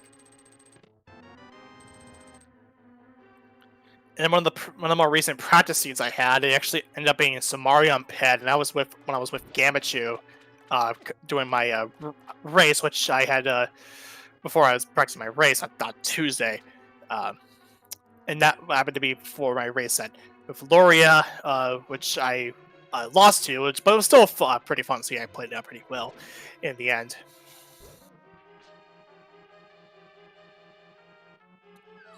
So here's something that's actually very interesting about this fight. For those who are not familiar, in the vanilla game, the gold sword does no damage to Mothula whatsoever because, and also neither does the spikes that's on the sides of the room. The devs of like this past randomizer made it so that it's instead of doing gold star damage on this fight, you do tempered sword damage. So basically going a step down. The Mothula fight in general is just kind of busted.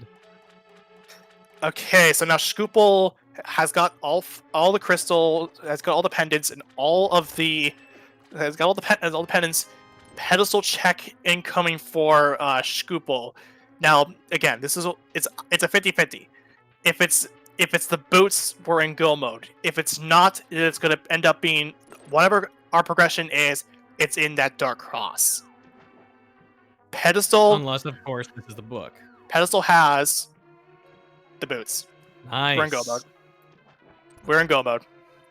I would imagine Krithel is going to be hot on the trail though, because this is Krithel's last pendant dungeon. Krithel will have to walk through the Lost Woods to get to the pedestal, which Shkoople wisely routed into their dungeon order.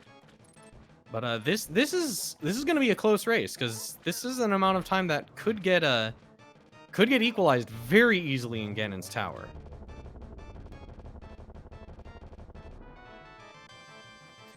This has been one heck of a seed, and it turns out the right call happened to be on the pedestal. It was at 50-50. We can now pretty much confirm without any certainty they made the right call to leave out Dark Cross.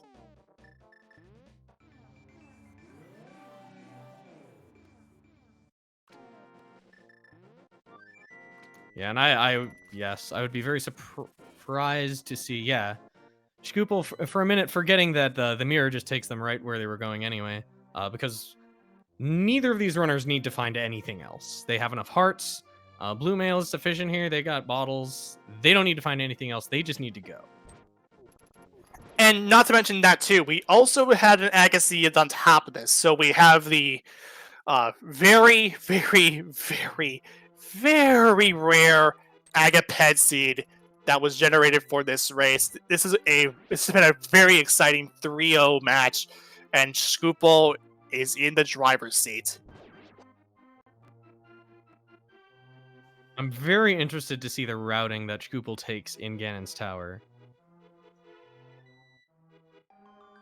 Ideally, what we'd love to see as spectators is one runner decides to go left side, one runner decides to go right. But I suppose time will tell in that regard.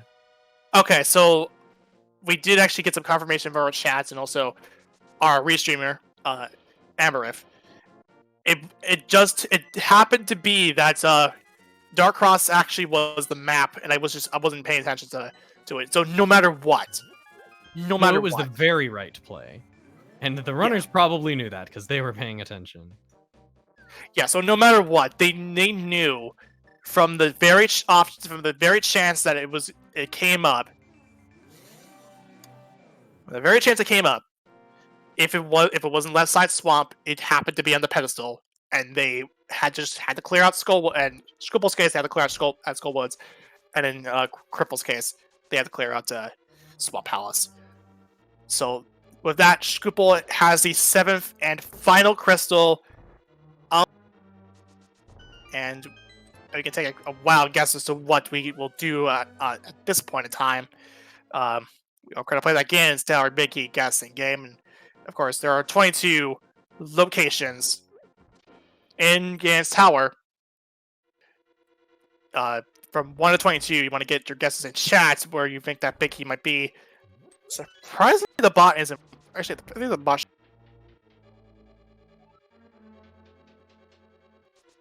Huh.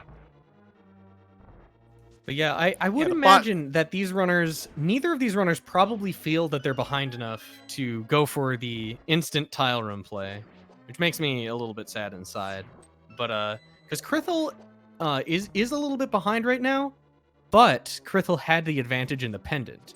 Krithel went for that early Skull Woods play, which, you know, in terms of routing into the pedestal check, it was a little bit suboptimal, but Krithel might have reason to believe that they are not behind. You know, both runners have reason to believe that they're very in this.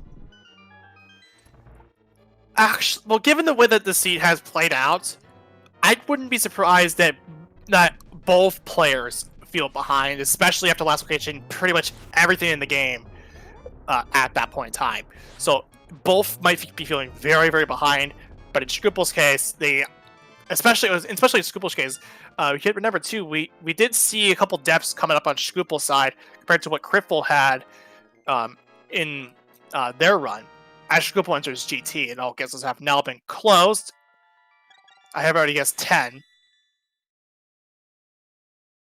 Yeah, I would argue that since our go mode was boots on pedestal, both runners could have a very reasonable assumption that, you know, you got to do all the same things to do that pedestal check. Nobody can check pedestal early. So, yeah, there we go, skipping tile room. Like a coward. I mean, the Hail Mary is a thing.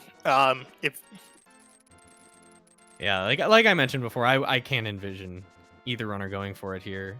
I don't think either of them are going to feel that the other runner has enough time on them that they need to risk that tile room check, because that's a good 60 seconds for 1 out of 22.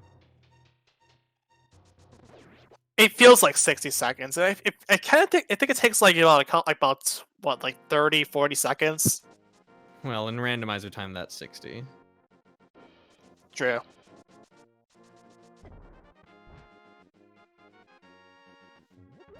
Already up to 6 and still no big key. We did find the mirror shield. Aw, Krithel held up by the dead rock. Oh, that just straight up hurts.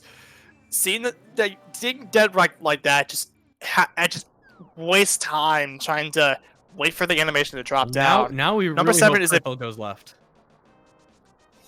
Yeah, that will actually put Krithel. Actually puts Krithel.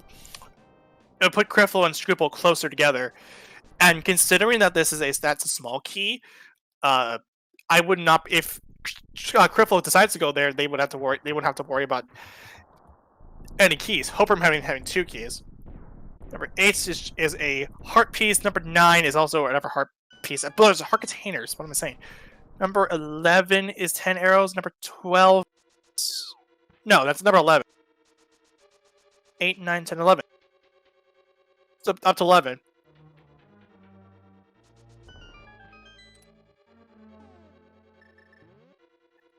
Coming up is number 12. Okay, we see the left side play from Krithel. So this race is all of a sudden got a lot closer. And not to mention too, Krithel also has half magic while Shkoople doesn't. It might not look like an advantage, but if Shkoople ever runs out of magic during this climb, this could be a lot more troublesome than expected. Yeah, we might see Krithel with an opportunity to skip that refill room. Shkoople might be forced to take it. So Krithel was actually going for the left side to do the Dark Magician strat. So Shkoople is going to add more time here. There's the Ether Medallion.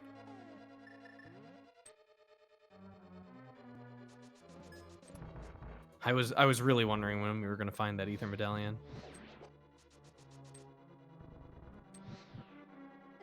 Otherwise, how are you going to see the invisible floors higher up in the tower? Or I suppose not. They're not higher up in the tower. They're down in the basement still. True. 14, 15, 16, and then 17. Just nothing still. All that's left is just Tile Room, Ice Armos, and Bob's Chest. It's number 18, then 19, 20, and 21.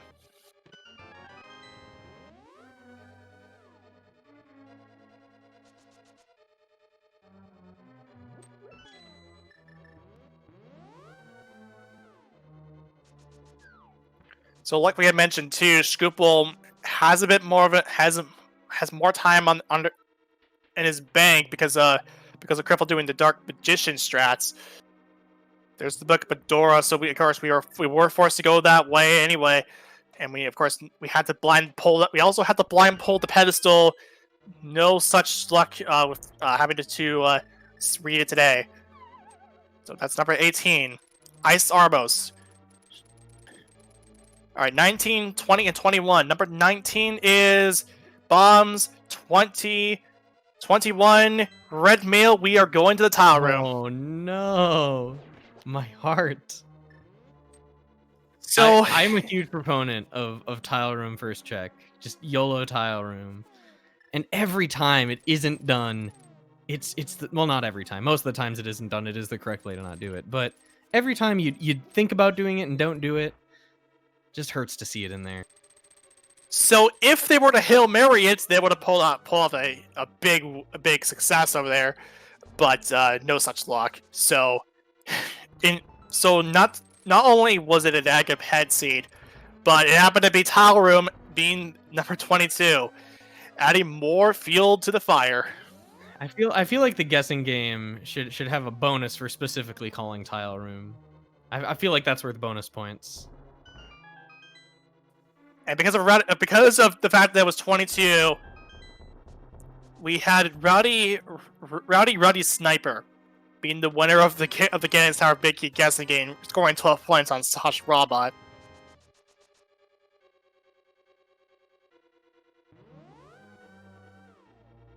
And now I don't see why the big key being on tile room makes it a hell seed, honestly, because it's accessible right from the beginning. If you find a key, or you don't even need a key, you just need the cane. You could do that first. It's not that bad. Well, like you mentioned too, it's the correct play to just to leave that alone, just in general.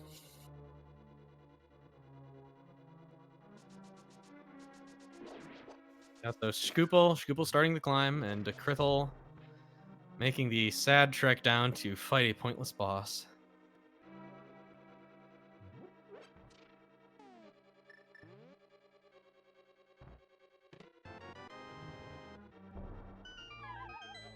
Do get the cold comfort of the red mail out of it.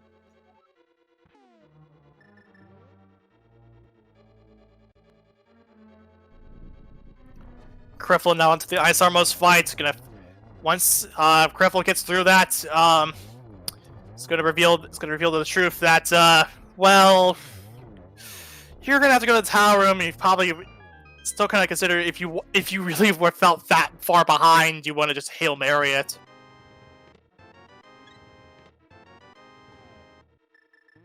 But the good news out of that, though, is that despite it being a seed where you had tile room on top of Agapad, you got the red mail, which is nice to have.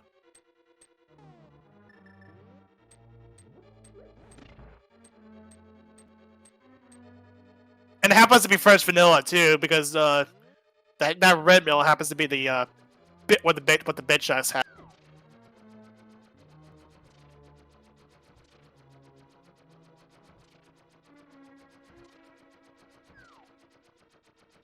Yeah, so at this point, the most likely places for some time to be lost would be some unfortunate falls to either Ganon or the Moldorm 3 fight.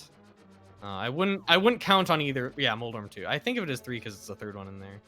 Um, but yeah, I wouldn't expect that from either of these runners. Execution has been fairly solid overall. Even in the clutch, on that first Mothula fight we saw, clutching it out on half a heart in one of the nastiest arenas in the game.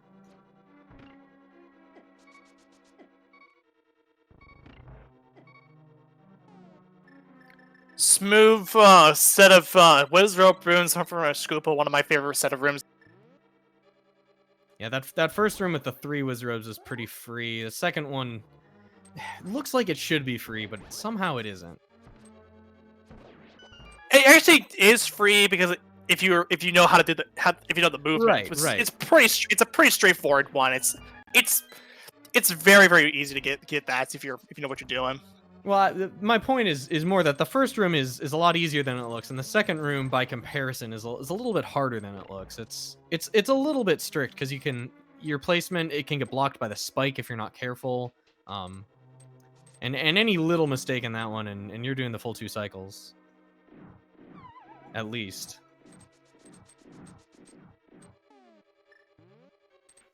Shkoople was lucky enough to get that magic refill just before. It was lucky to get enough magic to get the second torches lit in those torches rooms, and of course there's a quick Moldorm 2 fight, and pretty much we're already packed up, so there's nothing of worth that we can really care about in Moldorm 2, especially when we're fully geared up for a red mail.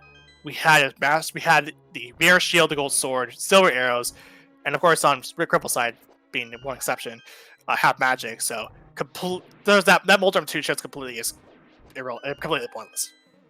Yeah, with the pedestal seed, both runners could probably safely assume that it's sort of down to whoever's ahead at this point.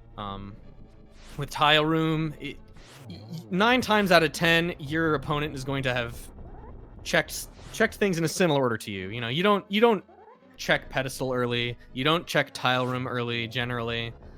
So and by this point in the game, you assume that your loadouts are going to be fairly similar, so we're not going to be seeing any differences in the Ganon fight. As we can see, you know, we've got every equipment upgrade we can get.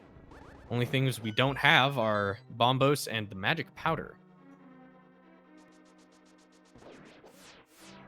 So now that Shkoople has thwarted Agate 2, it's all that's left to do is take down Ganon, and Shkoople will be the winner of this seed. Of course, barring any potential daps, falls, what have you. I mean, to be fair, Ganon deaths are going to be pretty much a rarity because of it. Now, especially too, we don't have to worry about the torch glitch because of the silver arrows. So at this point, Shkoople just needs to be careful and not fall. Because if Shkoople hadn't fall, this could give Krithel some time to make up and make this race a lot closer than it needs to be. Yeah, I feel like losing any time to this Ganon fight here would be a great shame. You know, you don't just lose time to Ganon when you've got, you know, 3/4 of all the hearts in the game, red mail, silvers, butter sword. This is pretty much like I said. We don't really need to worry about torch here. Oh, that was there spooky. We go. That was spooky. Just one more and we're good to go here. Just want to be cautious here. All right. Oh, that's okay. I did not know that you can actually hit him before the torches go out. So that's a very nice play for Shkoople to end the seed off. Get your daisies in the chat for Shkoople. Yeah, if I recall, you can hit that. If you hit Ganon before the torches go out, you freeze him, then the silver arrows still work until he, you know, thaws out from his frozen state. Which is but very yeah, GG's. Shkoople is going to be winning this particular race with the official race time.gg time of 1:58.07. Not bad for a Agaped tile room.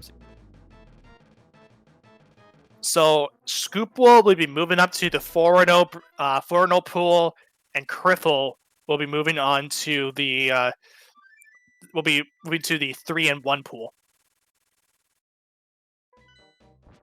Yeah, and noticing that Shkoople does not have that half magic, Krithel does. That was in a Hera basement, so think about the amount of time that check takes is fairly close race. That one check makes up a lot of the difference.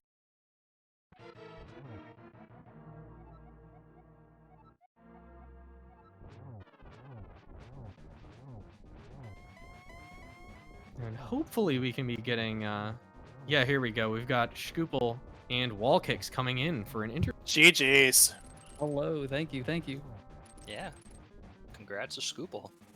You played that seed really well. Thank you. Yeah, and even through the depths that you had encountered during that run, you still managed to pull it through. And it just it just really happened to be where you decided to leave out Skull Woods till the very end until you realized, yeah, this is going to be an Agaped seed. Just Yeah, it was kind of gross. it was gross for sure. Like, I wasn't expecting it to be on Ped when we were kind of talking, because we made the calculated decision to skip Meyer essentially once we got the big key, because we hadn't touched a pendant dungeon at that point. You know, we had a lot of the flipper checks because we unfortunately died doing a fake flipper. We still had like hookshot caves, so like somewhere along the way we picked up the boots. We did ice first, and then we were gonna do Skullwoods next, but I think Shkoople, we had a little bit of an unfortunate routing in Skullwoods where we got the items, but we also locked ourselves in, so we had to save and quit from that, and that kind of altered our discussions instead to Swamp Palace. And at that point, it's like, okay, nothing in Swamp Palace. Let's just go to Ped. Yeah. Meanwhile, Krithel finishes off Ganon with a nice double silver shot. So GG's to Krithel. And that means Krithel will take second in this race with an official race time.gt time of 2 hours and 43 seconds. Nice. GG's to them for sure. Yeah. Chat was pointing out that they did check some of the Meyer chests. They found Bombos. They also found half magic in Hera basement. Between the two of you, we really already knew where boots were basically going to be. You two sort of cleared out everything. Yeah, So we had to do a lot in that seed. For sure. And we welcome in Krithel into our voice room here. GG's. GG. GG's, guys. It was a seed, wasn't it? Dude, It was crazy. It turned out to be an Agassi, which, to your credit, I mean, I didn't count the items, but it happened to be, well, hey, it's all the way over. You found that the map chest just happened to be, the map was in that Dark Cross, and I wasn't aware of it. And you guys made the Aga play, and then all the way over to, and then of course Ped happened to be it, so Agaped, and on top of that tile room. What a Pretty much seed. everything that could go wrong did. Yep. For a seed. We got to Now- see it all. one thing that we noticed is both of you decided to, of the pendant dungeons, route Ice Palace before Swamp. We were sort of theory crafting as to the reasoning behind that, but we'd like to hear it from you guys what your reasoning was for choosing that dungeon first rather than Swamp into Ice Palace. I can say personally, I figured Ice Palace would be the less time commitment, because at that point you're kind of full clearing everything, so Swamp's kind of gross is what I guess our thought process was. yeah, we were kind of talking about it in school. It was like, I hate Ice Palace, I hate Swamp Palace. I'm like, okay, cool. But behind the scenes, I had a sphere tracker going to kind of see, okay, is there a trend that the seed was kind of telling us? And we had Mitts, Fire Rod, and Flippers all in Sphere 3. And at that time, we were kind of discussing, okay, were the boots going to be something that was going to be our end goal, was meant to be our go mode item, or did we potentially skip the boots in a certain sphere? And we kind of determined that if the boots are going to be anywhere, it's going to kind of be behind the flippers or the fire rod, kind of the sphere 4 behind the mitts, fire rod, and flippers. So that's kind of what led us to do Ice Palace instead of Swamp Palace first. I mean, on our side, it was a debate. I was voting for Swamp, but nobody picked Ice, and so we went there. So Nobly. That's probably because I was thinking that you guys would do Swamp first.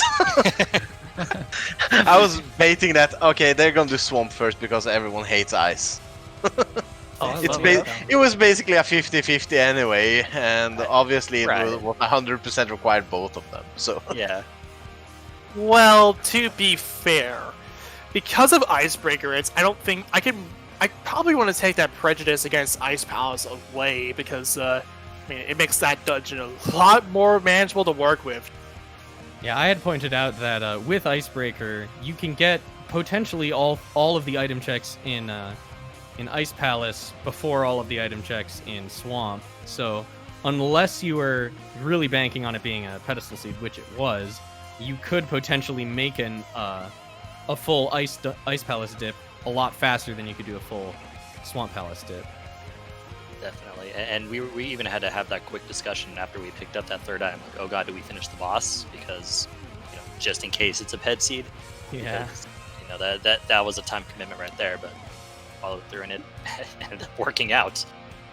yeah, did you guys check the chest in Desert at least? Yes. Because we skipped that. That's pretty wild, I'm not gonna lie. Yeah, it was like, oh, the big key is boost lock, let's leave. And then I was like, I was heading over there. Nobly said mirror. I mirrored immediately and was like, no, that probably wasn't the right idea. You guys are fine, it was just the map. Yeah, it was a compass of the map. I can't remember. We got bailed out in the end. yeah. And as we were completing Swamp, it was like, okay, so it's a good thing that they haven't finished because it means that it probably isn't in Desert.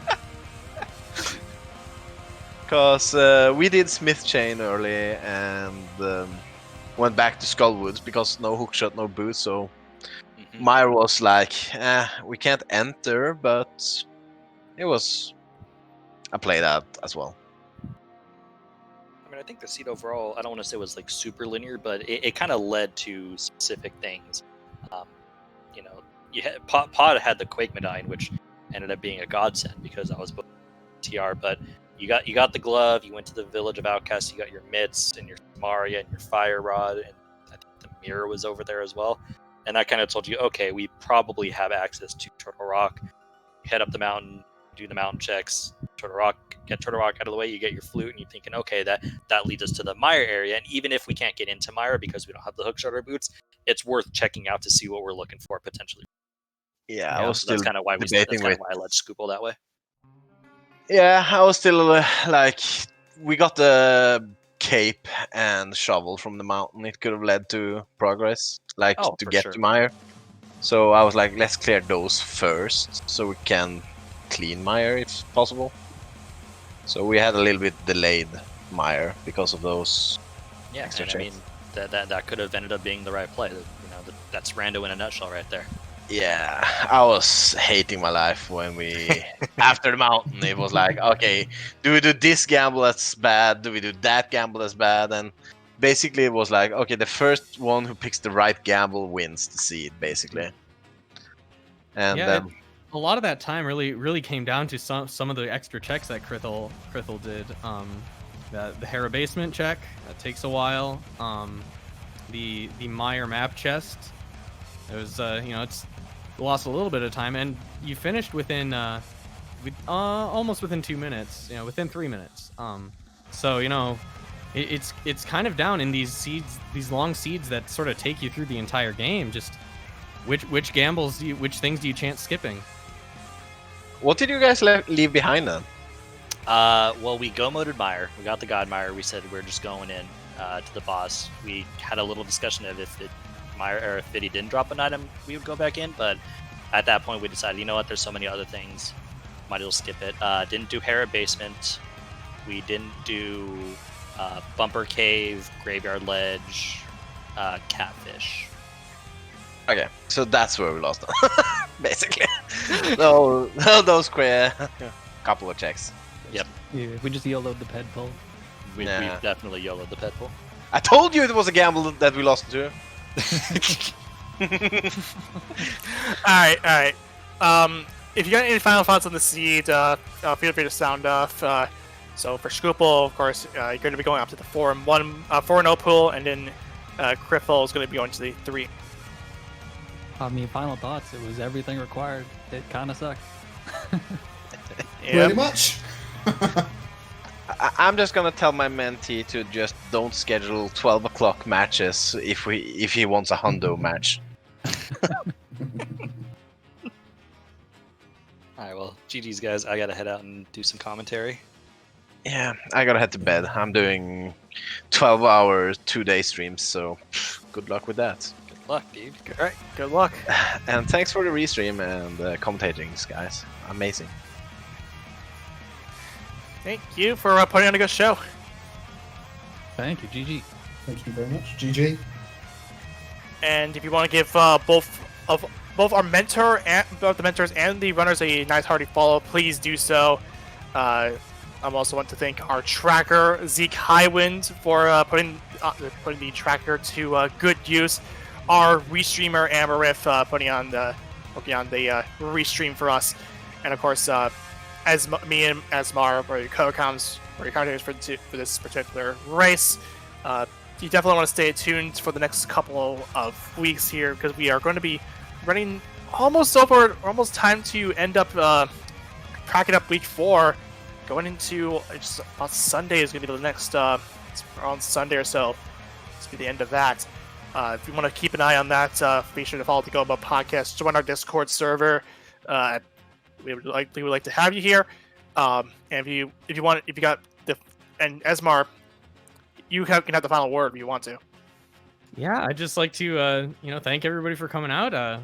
This is actually only my second race that I've commentated, but it's been loads of fun. Nice to see people coming out to watch these races, cheer on these runners, and just have a good time. This is an exciting race, even if a little bit predictable towards the end, but it kept us guessing. So yeah, make sure to leave the channel a follow, and we'll see you next time.